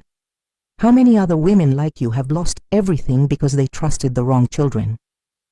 Her question led me to research similar cases online, and what I discovered was terrifying. Rebecca had left a trail of destroyed families across multiple states, always using the same tactic of seducing younger male family members to steal inheritances from older women. In at least 3 cases, the victims never recovered their assets and died impoverished and isolated from their families. Linda, I could have been another statistic on Rebecca's list of victims. The only difference is that I discovered the scheme before it was too late. James's trial was scheduled for 3 months in the future, and Harold was preparing me to testify against my own son. Margaret, I know it will be emotionally devastating, but your testimony will be crucial in ensuring that both James and Rebecca receive appropriate sentences for their crimes. The prospect of sitting in a courtroom and detailing how my own son had tried to destroy me filled me with dread, but also with determination. Harold, James needs to face the full consequences of his actions. If I don't testify against him, I'm allowing him to escape accountability once again. My words sounded braver than I felt, but I knew they were true. Decades of shielding James from consequences had contributed to creating the monster he had become. Pastor Williams came to visit me that week, bringing not only spiritual support, but also an interesting perspective on forgiveness and justice. Margaret, many people have asked me if you should forgive James and testify on his behalf at the trial. My answer is that forgiveness doesn't mean no consequences. You can forgive James for the sake of your own soul, but still allow justice to take its course. His words gave me a framework to process my conflicting emotions. Pastor, part of me still wants to protect him even after everything he's done. It's hard to turn off 42 years of maternal instincts. Margaret, that maternal instinct is precisely what James has exploited all these years. Protecting him now would be allowing him to continue being a predator who will prey on other families in the future. James's letter continued to haunt me, especially his assertion that he was still the boy you raised so lovingly. I began to wonder if that loving boy had ever truly existed, or if I had projected qualities onto him that were never there. Dorothy, do you think James was always a sociopath, or has he evolved into one over the years? She considered the question carefully. Margaret, based on what you've told me about his childhood, I think the signs were always there. The ability to lie convincingly, the lack of genuine empathy when he caused others pain, the ability to manipulate his emotions to get what you wanted. You probably interpreted these behaviors as childhood normality because you loved him. and wanted to believe the best in him. Reflections on James's childhood brought back disturbing memories that I had suppressed or rationalized at the time. At 8, he had convincingly lied about breaking an expensive vase, blaming the maid, and allowing her to be unfairly fired. At 12, he had repeatedly stolen money from my wallet, denying it even when confronted with evidence. At 16, he had used personal information he overheard in private phone conversations to manipulate situations in his favor at school. Dorothy, I think I created a monster by always giving him the benefit of the doubt, by always finding excuses for behavior that should have alarmed me. My voice broke as I admitted my own responsibility in allowing James to become the predator who tried to destroy me. But Dorothy shook her head firmly. Margaret, you were a loving mother doing what you thought was best for your son. You couldn't have predicted that he would use that love against you in such a calculated and cruel way. The responsibility for James's crimes is entirely his, not yours. Her words offered some comfort, but I knew it would take years of therapy to fully process my maternal guilt and separate my responsibilities as a mother from the criminal choices James had made as an adult. I think part of my healing process will be learning the difference between maternal love and destructive enabling. The prosecutor in the case, Lisa Rodriguez, came to meet with me to discuss my victim impact statement for the trial. Miss Thompson, we rarely see cases where the personal betrayal and psychological damage are as extreme as what you experienced. Your statement will be important not only for James's sentencing but also for setting legal precedent for similar cases of family fraud. Her words made me realize that my experience could have implications beyond my own personal justice. Prosecutor Rodriguez, I want my statement to serve as a warning to other families about the signs of financial manipulation. If my pain can prevent other women from going through what I did, then at least something positive will come out of this tragedy. Sitting in my living room that night, surrounded by Dorothy and Linda, I reflected on how my life had changed irreversibly in less than a month. I had gone from a lonely widow, trying to adjust to life after the loss of her husband, to a national survivor of family fraud who had become a symbol of female resilience. Dorothy, Linda, do you realize that James inadvertently gave me the greatest gift of my life? They looked at me with confusion, so I explained. He showed me exactly who I really am when faced with the most fundamental betrayal possible. I discovered that I'm stronger, braver, and more determined than I ever imagined. James tried to break me, but instead, he showed me that I am unbreakable. My words surprised even me, but they felt deeply true. The final irony was not lost on either of us. James had spent over a year studying my weaknesses and vulnerabilities to exploit me, but he had completely failed to recognize my deepest strengths, my ability to rise from the ashes stronger than before. He knew me well enough to know how to hurt me, I reflected, but he didn't know me well enough to foresee that I would survive and exact my revenge so completely. Dorothy smiled for the first time in weeks. Margaret, James may have orchestrated your own funeral, but you rose like a phoenix, and now all of America knows Margaret Thompson not as a victim, but as a warrior who refused to be buried alive. The day of the trial arrived like an inevitable storm, December 15th, 3 months after my resurrection at the funeral. The Portland Federal Courthouse was surrounded by news vans and hundreds of curious onlookers who had followed my story through national media. When I arrived with Harold and Dorothy, camera flashes exploded like fireworks, and reporters shouted, questions that merged into a deafening din. How do you feel about confronting your son in court? Are you going to ask for clemency? Do you plan to pardon him? I held my head high and walked purposefully through the crowd, my hand firmly gripping Dorothy's arm. I had spent 3 months preparing for this moment, but the reality of having to testify against my own son in federal court still sent waves of nausea through me that I struggled to control. The courtroom interior was intimidating in its formality. Dark oak walls, the symbol of American justice glowing gold behind the judge's bench, and rows of benches where journalists, onlookers, and family members sat as if in a very somber theater. As I sat in the victims section, I could see James for the first time since that night at the funeral home. He was thin, pale, and dressed in a gray suit that made him look smaller and more fragile than I remembered.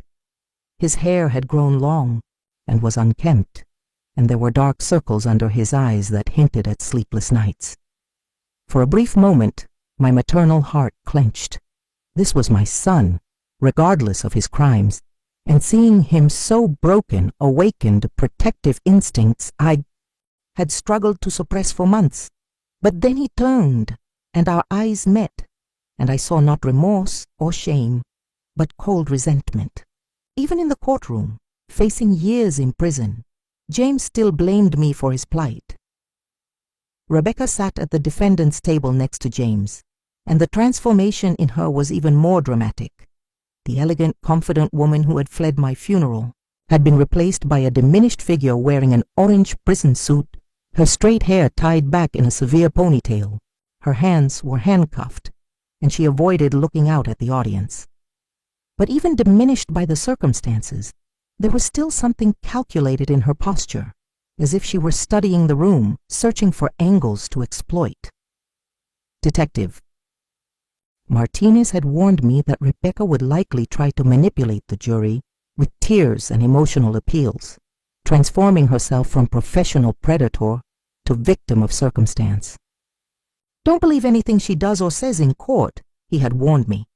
People like Rebecca can cry on cue and appear completely sincere while lying through their teeth. Judge Harrison entered the courtroom with the quiet authority that only decades on the bench can confer. He was a man in his 70s with pure white hair and eyes that seemed to have seen every conceivable form of human behavior. When he sat down and banged his gavel, the silence that fell over the courtroom was absolute. We are here today to try James Thompson and Rebecca Chen for the crimes of document fraud, falsification of public documents, conspiracy to commit inheritance fraud, and multiple violations of federal banking laws. His voice echoed through the courtroom with unquestionable authority. These are serious crimes that attack the very foundation of familial and institutional trust in our society. His words confirmed that this trial was about more than just my individual case. It was about setting a precedent for how our society would handle such fundamental family betrayals. Prosecutor Lisa Rodriguez rose to deliver her opening statement, and her presence commanded immediate attention. Ladies and gentlemen of the jury, you will hear a story that sounds like something out of a psychological thriller, but is brutally and tragically true. A 67-year-old mother, recently widowed, embarked on a journey of self-discovery after months of mourning. While she watched sunsets on the Oregon coast, trying to rebuild her life after the loss of her husband, her own son was orchestrating her legal death to steal $8 million in inheritance. Rodriguez paused dramatically, allowing the weight of her words to sink in. But Margaret Thompson did not die so easily, and when she discovered she was being mourned while eating breakfast, she did something extraordinary. She drove 3 hours back to Portland and crashed her own funeral to confront the son who had tried to bury her alive. James's defense was led by a high-priced attorney named Marcus Webb, known for defending white-collar criminals using emotional strategies. Webb stood with performative confidence and addressed the jury with a practiced, compassionate smile. Ladies and gentlemen, my client, James Thompson, is not the monster the prosecution is trying to paint him as. He is a man who made terrible mistakes under extreme pressure, manipulated by a professional predator who specialized in exploiting vulnerable men. Webb gestured dramatically in Rebecca's direction. James Thompson was seduced, manipulated, and coerced by Rebecca Chen, a seasoned criminal who had destroyed multiple families using the exact same tactics.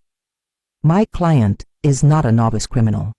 He is a victim who was weaponized against his own mother by a woman who studied his psychological vulnerabilities and exploited them with surgical precision. Webb's strategy was transparent but potentially effective, turning James from perpetrator to victim, shifting the primary blame to Rebecca while appealing to the jury's sympathy.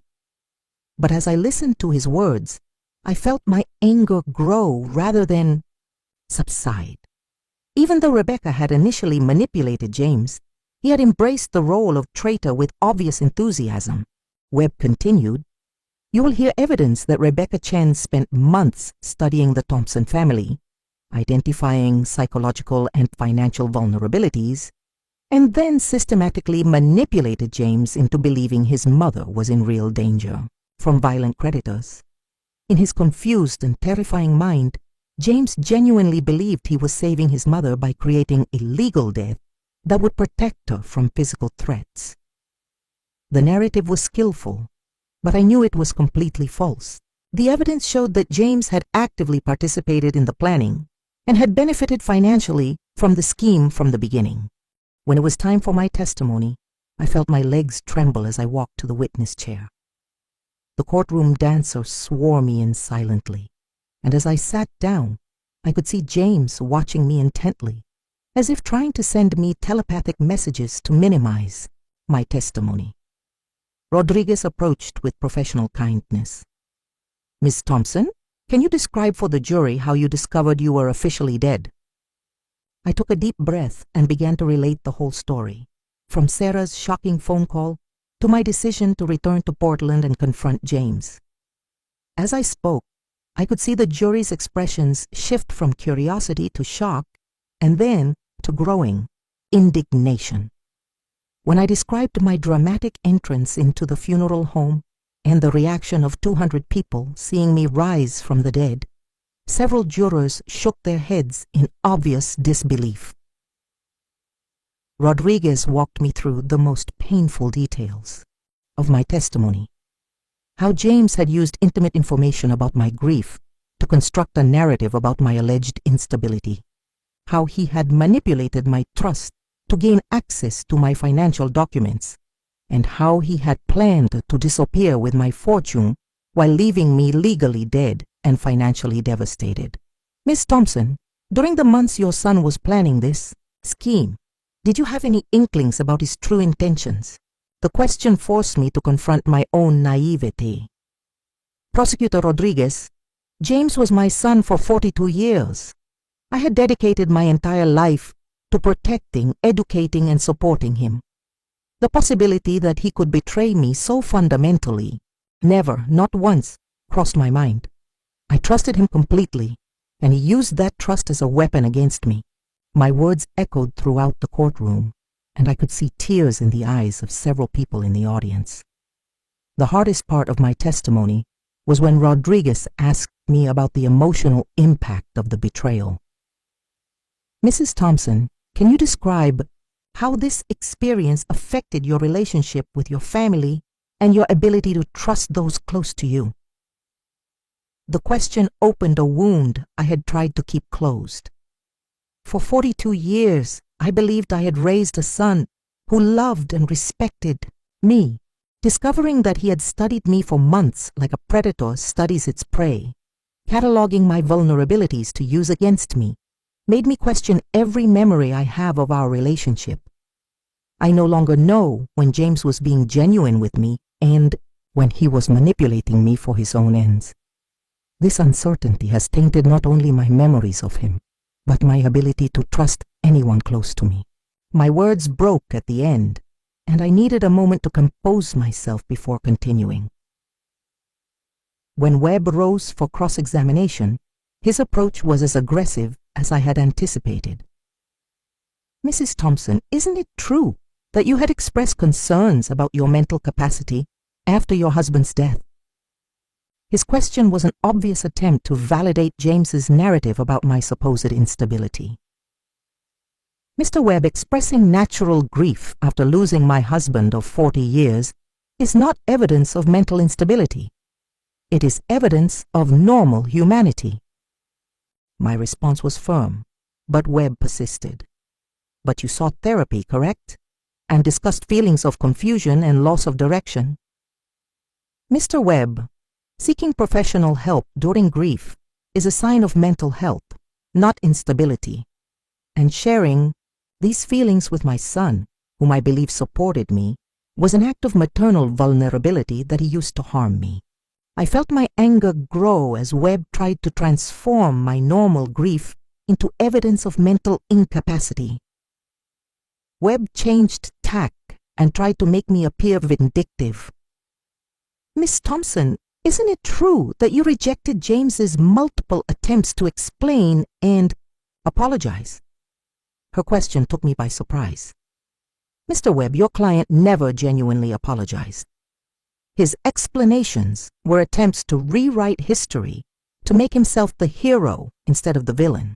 A true apology would acknowledge the harm done and accept responsibility without trying to justify unjustifiable actions.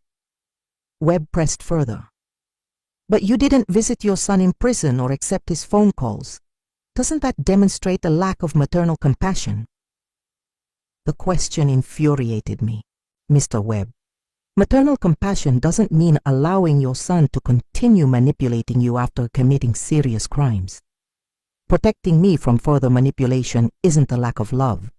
It's necessary self-preservation after being betrayed by someone who systematically exploited my maternal love for decades. Rebecca's testimony was an Oscar-worthy performance. She cried at the right time, appealed to the jury with a shaky voice, and painted a picture of herself as a desperate woman who had gotten involved with dangerous people and then been forced into the scheme against her will. I never wanted to hurt Mrs. Thompson, she sobbed convincingly. James told me she was sick, that she was suffering, and that creating a legal death would be a way to protect her from violent creditors. I was in love with James and believed him when he said he was trying to save his mother. Her tears seemed genuine, and I could see some members of the jury being affected by her performance. But I knew every word was a calculated lie, designed to minimize her responsibility and shift the blame onto James. The turning point in the trial came when the prosecution introduced the audio recordings James had secretly made during our confrontation at the funeral home. The recordings captured not only his pathetic attempts to explain his actions, but also whispered comments to Rebecca that revealed his true mindset. In one particularly damaging recording, James could be heard whispering, "If she doesn't buy our story about the death threats, we can say she's having a psychotic break. We have documentary evidence of her therapy." The words came out of the courtroom speakers like bombshells, revealing that even as he was being publicly exposed, James was still plotting how to manipulate and discredit me. The impact on the jury was palpable.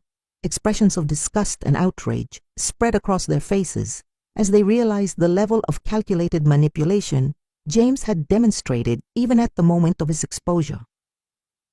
James finally testified in his own defense, and his performance was a mix of fake tears, self-pity, and desperate attempts to rewrite history. "I love my mother more than anything in the world," he said, looking directly at me. "Every decision I made was motivated by the desire to protect her from people who wanted to hurt us. I know my actions seemed cruel, but in my terrified mind, it was the only way to keep my mother safe." His words were delivered with apparent conviction, but I could see through the performance. This was the same James who had convincingly lied about breaking vases as a child, the same James who had manipulated situations to his advantage for decades. Now he was using his manipulative skills in a desperate attempt to avoid the consequences of his most serious crimes. When Rodriguez took the stand for James's cross-examination, his approach was surgical. "Mr. Thompson, if you were genuinely trying to protect your mother from dangerous creditors, why did you transfer $100,000 into your personal account the moment she was declared dead?" James hesitated, clearly not expecting such a direct question about his financial motivation. I needed funds to continue paying the people who were threatening her. Mr. Thompson, Where is the evidence of these alleged threats? Where are the documents, recordings, or witnesses that can confirm these dangerous people existed? Rodriguez pressed. James visibly squirmed. They said not to keep evidence. It was too dangerous. Convenient, Rodriguez replied dryly. And why had you planned to flee the country if you were genuinely trying to protect your mother? The final question was devastating, and James had no convincing answer. The prosecution's closing argument was a masterpiece of legal logic and emotional appeal.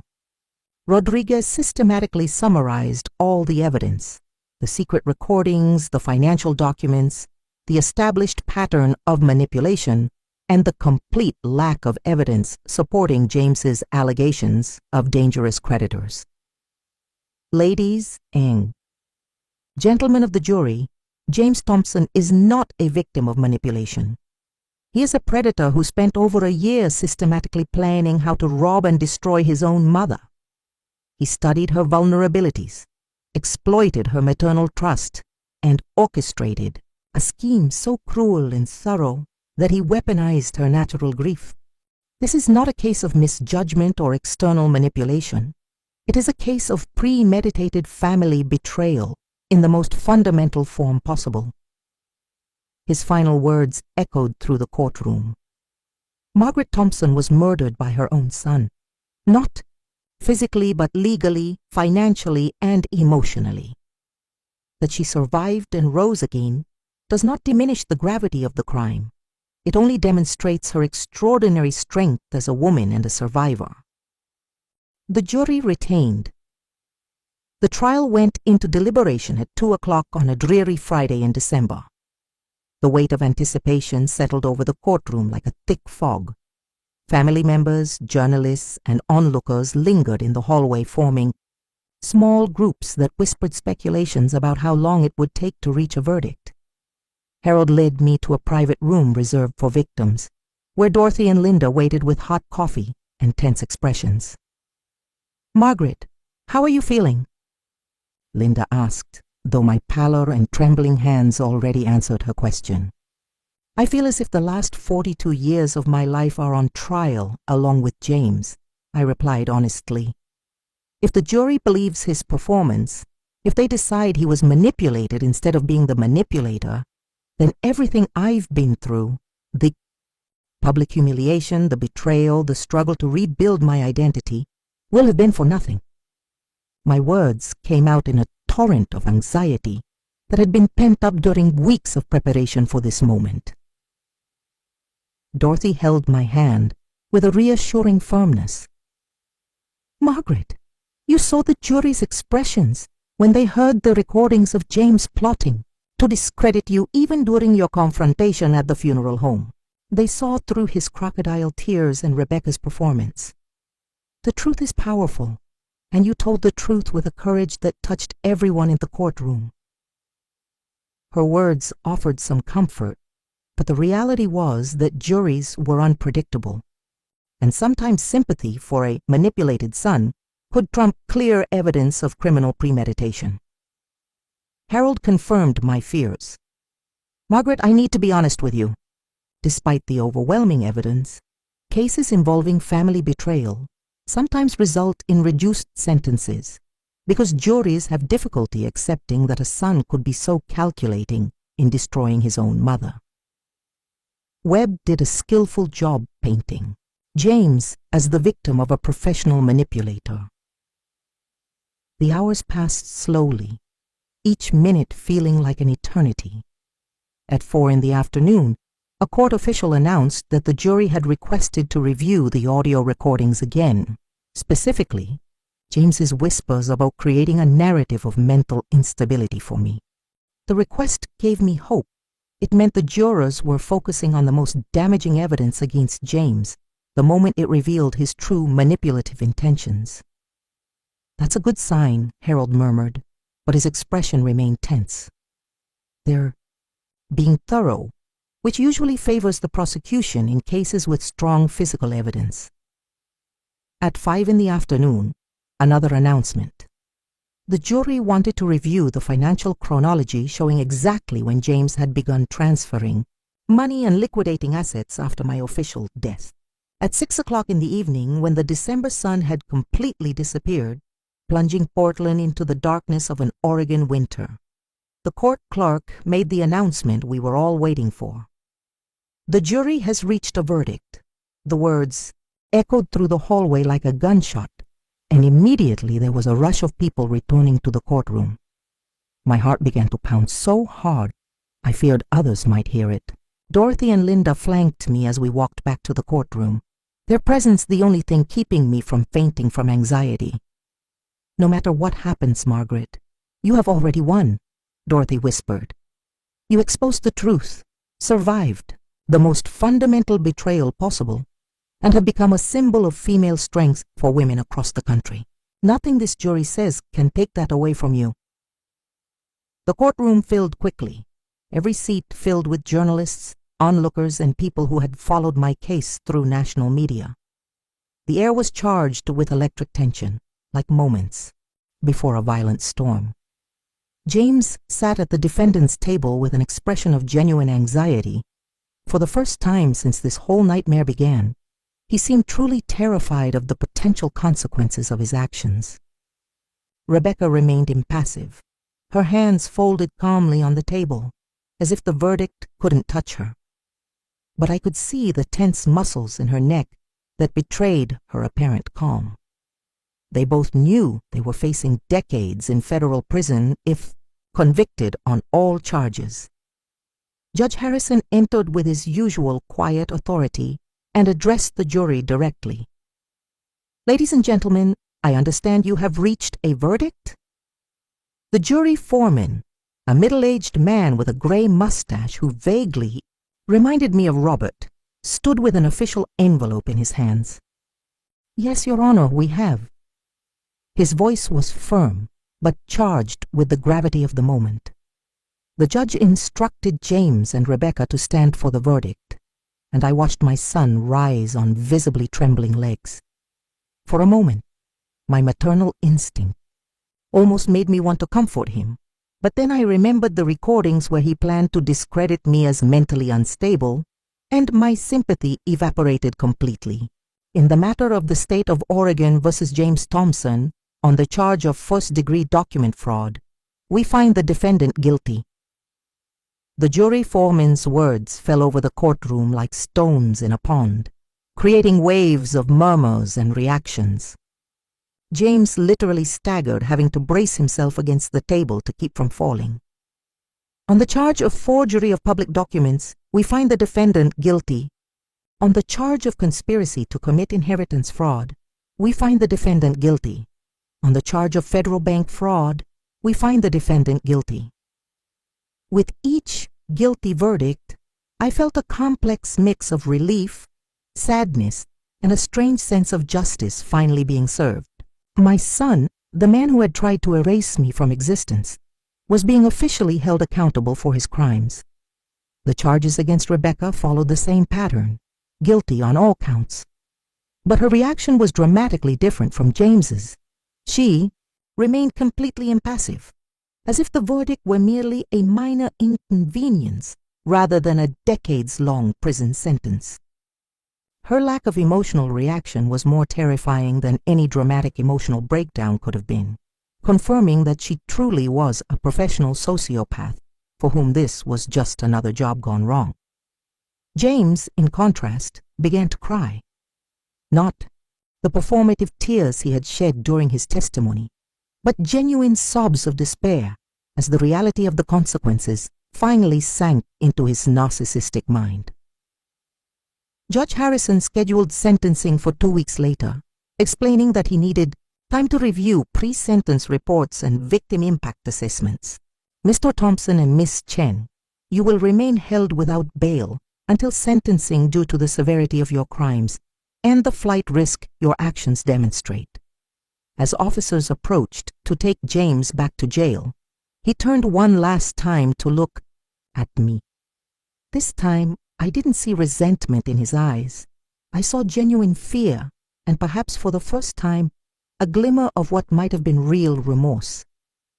But it was too late for remorse.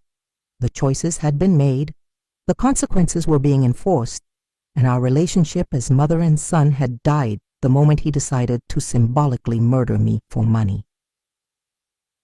The commotion in the courtroom after the verdict was intense. Journalists rushed outside to report on the news. Spectators commented in excited groups, and several people approached me to offer congratulations on the victory. But I didn't feel victorious. I felt empty, exhausted, and deeply saddened by the final loss of my relationship with my only son. Dorothy noticed my expression and whispered, "Margaret, you don't have to be happy about this. Justice being served doesn't mean the emotional pain magically disappears." Linda wept beside me, tears not of joy, but of grief for the nephew she had loved, who was now condemned to spend the best years of his life in prison for crimes against his own family. Harold guided me through the crowd of reporters shouting questions. "How do you feel about the conviction? Are you going to visit your son in prison? Do you plan to pardon him?" I maintained my dignity and didn't answer, but inside I was processing conflicting emotions I couldn't express in words. When we finally reached the car, I allowed myself to cry for the first time since the trial began. Not tears of relief or satisfaction, but tears of mourning for a relationship that had died in the most violent way possible. "Harold, how much time is he likely to get?" I asked when I could compose myself. "Based on federal guidelines and the severity of the crimes, James will likely face 15 to 20 years.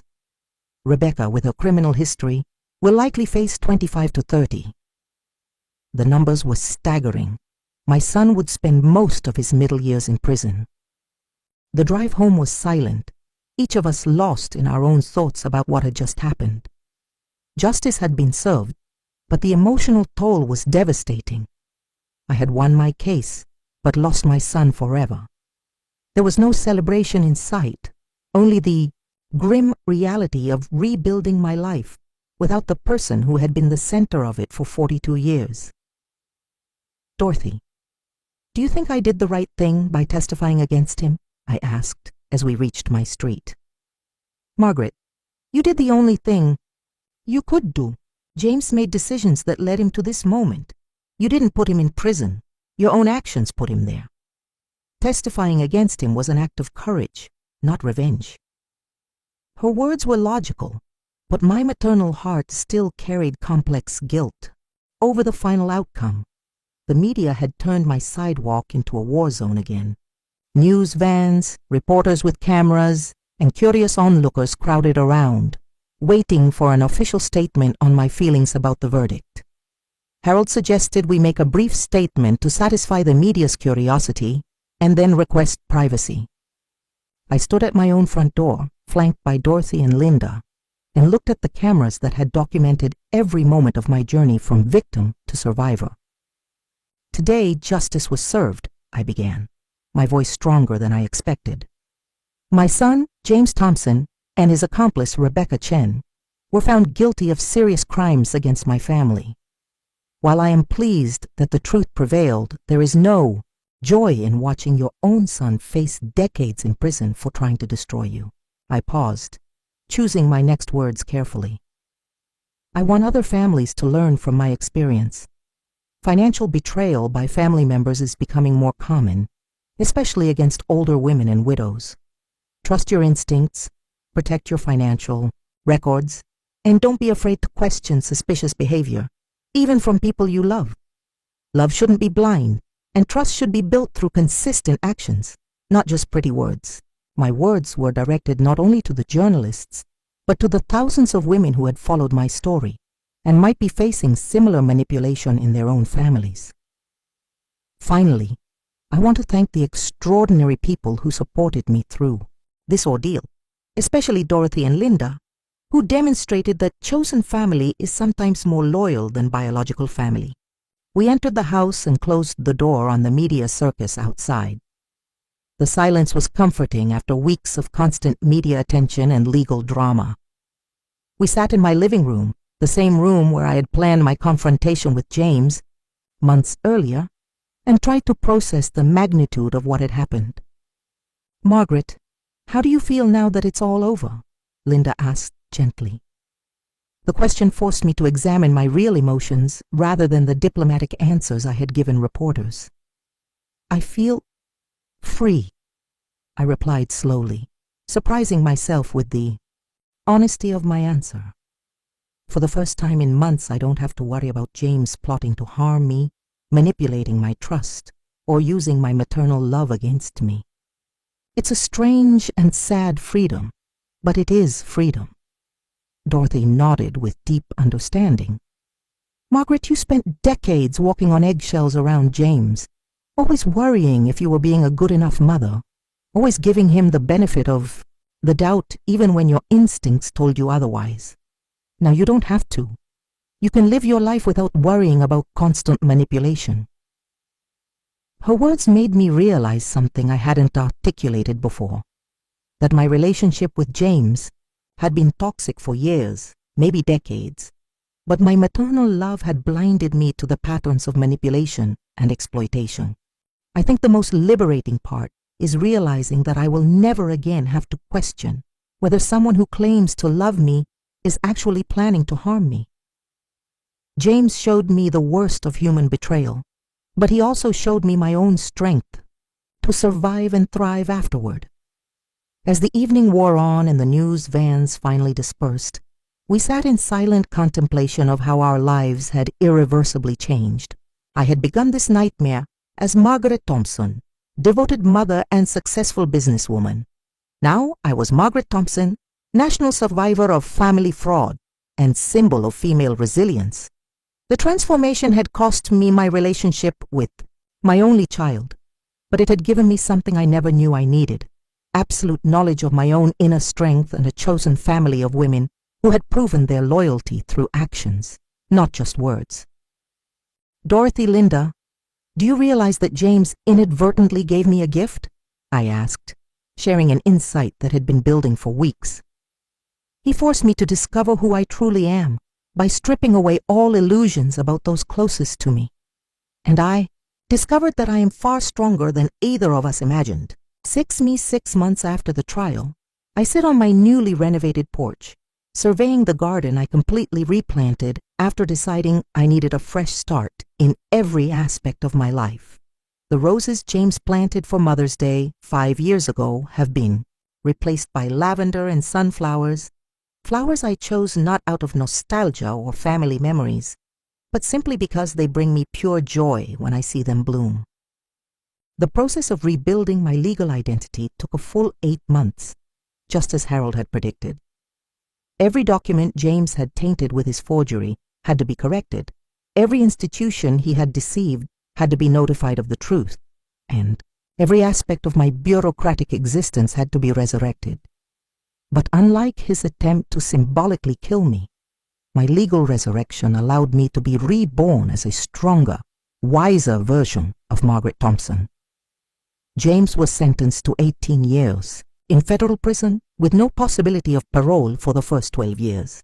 Rebecca received 25 years, and during the sentencing, it was revealed that she had victimized at least 7 other families in 4 different states.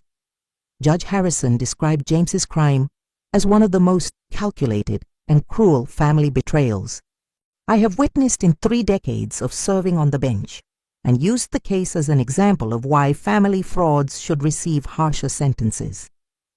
During the sentencing hearing, James made a final statement in which he finally admitted his complete guilt and asked for my forgiveness. But his words rang hollow and performative even in the end. I realized that even after decades in prison, James still didn't grasp the emotional magnitude of what he had done. He saw only the legal consequences, not the psychological devastation he had inflicted on our entire family. The media attention eventually faded, but the impact of my story continued to spread through unexpected channels. I received more than 10,000 letters from women across the country sharing their own experiences with family financial betrayal, many describing similar situations in which children, nieces, nephews, or other relatives tried to exploit their trust for financial gain. Some stories were even more terrifying than mine. Women who lost everything because they weren't fortunate enough to uncover the schemes in time. Others were stories of growing distrust and successful interventions inspired by my experience.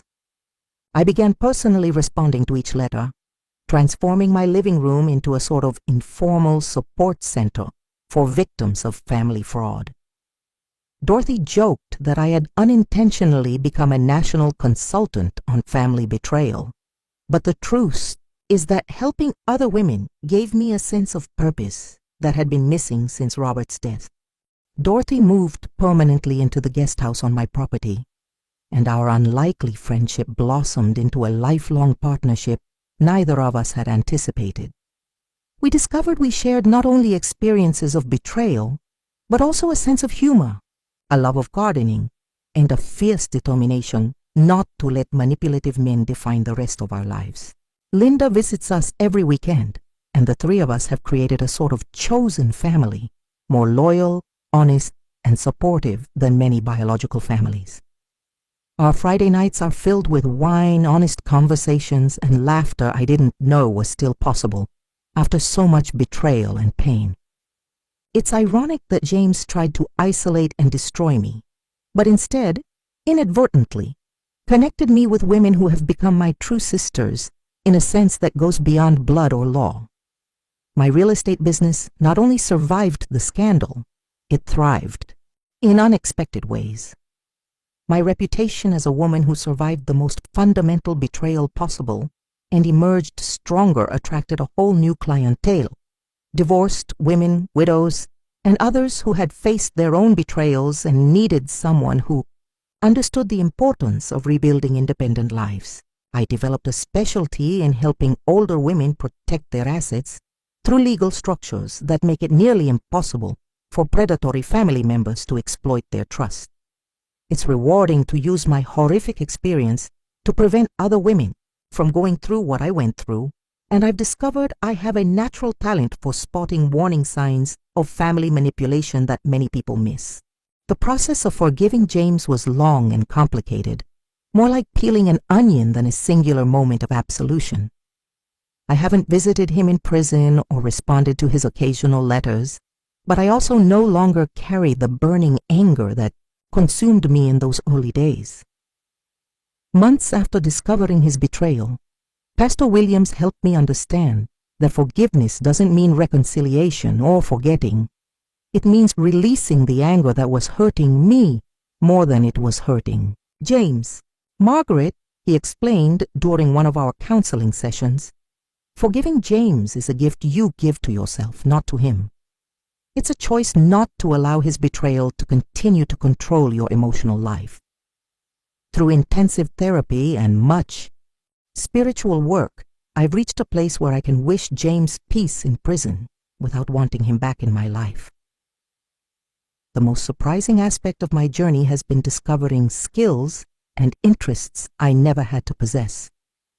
At 68, I learned to play the piano, something I'd always wanted to do but never had the time to do during the years of building the business and raising James. I began traveling internationally, visiting places Robert and I always said we'd go someday, but never did. I took French lessons, learned to make pottery, and even tried skydiving, a decision that made Linda question my sanity, but gave me a rush of adrenaline that reminded me I was still alive and capable of new experiences. It's as if James tried to bury me, but instead, he buried only the version of me that lived limited by fear and unquestioned obligations. The foundation laid by Robert's memoir has grown beyond my wildest expectations. The Robert and Margaret Thompson Foundation for Family Fraud Prevention now offers educational resources, free legal support, and workshops for families wanting to protect older members from financial exploitation. We used my story as a central case study, but expanded to cover all types of family financial abuse. Dorothy became executive director, using her own experiences with marital betrayal to help women facing similar situations. In just 6 months, We helped more than 3 families identify and stop fraud schemes before they caused irreversible damage.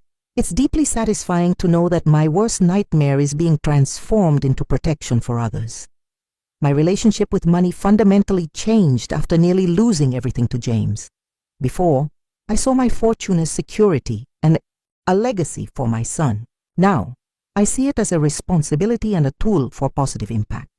I established a trust that will ensure my assets are used for important causes after my death, completely eliminating the possibility that James or any other predatory relative could benefit from my wealth.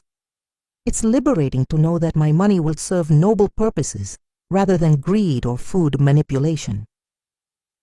Harold joked that I created the will sociopathy-proof, but the truth is, I found peace in knowing that my legacy will be defined by the lives I've positively touched, not the material possessions I've accumulated.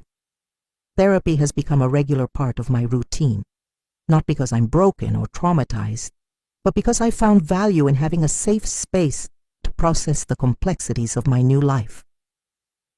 My therapist, Dr. Sarah Mitakol, has helped me understand that my experience isn't just about betrayal and survival. It's about the belated discovery of who I truly am when I'm not defined by the roles of wife or mother. Margaret, she told me during a recent session, many women of your generation never have the opportunity to discover their independent identity. James inadvertently gave you that opportunity, albeit in a terrible way. The question now is, who is Margaret Thompson when she's not caring for anyone but herself? The question forced me to confront decades of self-definition through the needs of others. My answer to Dr. Mitchell's question has evolved over the months. Margaret Thompson, discoverer, is a woman who refuses to be a victim of any situation or person. She is a woman who daily finds joy in small pleasures: breakfast on the porch, phone calls with true friends, the feel of damp earth between her fingers while gardening. She is a woman who has learned that true love does not require sacrificing one's identity or well-being. She is a woman who has discovered that it is never too late for completely new beginnings, even after tragedies that are sure to happen. Most importantly, she is a woman who understands that strength comes not from the ability to avoid betrayal, but from the ability to survive it and emerge wiser and more compassionate. The ultimate irony of this entire experience is that James achieved exactly the opposite of what he planned. Instead of destroying me and stealing my fortune, he freed me from limitations I didn't even know existed and connected me with a community of strong women who enrich me daily. Instead of leaving me broken and isolated, his betrayal showed me how much genuine love there is in the world through strangers who became family and friends who became sisters. Instead of leaving me poor, his attempt to steal my money taught me the true value of wealth, not as a security blanket or status symbol, but as a tool to make a positive difference in the lives of others. James tried to write the end of my geek story, but inadvertently gave me the opportunity to write a completely new beginning. Today marks exactly 1 year since I received that life-changing call from Sarah, telling me I was being mourned while drinking coffee at a bed and breakfast. In Oregon, when I think of that woman who answered the phone, devastated by her husband's recent death, lonely and vulnerable, and completely unprepared to discover that her only son was orchestrating his symbolic murder, I feel both compassion and pride. Compassion for the woman who was so trusting and naive about the true motivations of those closest to her. Pride for a woman who found the strength to drive 3 hours in righteous rage, confront her son publicly, and rebuild her entire life from the ashes of the most fundamental betrayal possible. If I could send a message to the woman who answered that devastating phone call a year ago, I would say, Margaret, you are about to discover that you are infinitely stronger than you imagined. You are about to learn that true family is not defined by blood, but by actions and loyalty. You are about to embark on a journey that will transform you from victim to survivor, to thrive. And most importantly, You are about to discover that even at 67, it is never too late to completely reinvent yourself and discover joys you never imagined were possible. A woman who answered Sarah's phone call a year ago was living a life defined by loss and limitation. A woman writing these words today is living a life defined by possibility and purpose. As the flowers in my garden bloom magnificently this spring morning, each blossom is a reminder that beauty can emerge, even after the harshest winters. My phone rings occasionally with calls from women across the country, sharing their stories of family betrayal and seeking advice on how to rebuild. Dorothy is in the kitchen making coffee and humming a song I don't recognize, but that sounds like hope. Linda will arrive this afternoon for our weekly dinner, bringing news of her own adventures in rediscovering life after trauma. And I am here, alive and thriving in a life that James tried to end, but which has instead become richer, more meaningful and more joyful than I ever imagined possible. The sound of church bells in the distance reminds me that today is Sunday. A year ago, I would have spent this morning worrying about James, making excuses for his behavior, or trying to understand how I could be a better mother. Today, I'll spend it gardening with Dorothy, reading for pleasure, and maybe calling one of the women who wrote to me for support. It's a completely different life, but it's mine in a way my previous life never truly was. Margaret Thompson was symbolically murdered by her own son, but she was resurrected as someone completely new, someone who finally knows she deserves love that doesn't come with manipulation, respect that doesn't require sacrifice of dignity, and a family that chooses her as passionately as she chooses them. And if James is reading this in his prison cell, I want him to know one last thing. You failed utterly. You didn't destroy me. You revealed me. You didn't take away my strength. You showed me how deep it runs. You didn't win. You lost everything while giving me everything I never knew I needed. Your greatest mistake wasn't underestimating my love for you. It was underestimating my love for myself. And now every day I wake up free and happy while you wake up behind bars is further proof that good ultimately triumphs over evil, that truth eventually prevails over deceit, and that some women are simply unbearable, even by their own children. Margaret Thompson is alive, thriving, and finally truly free. And that is the only epitaph that matters.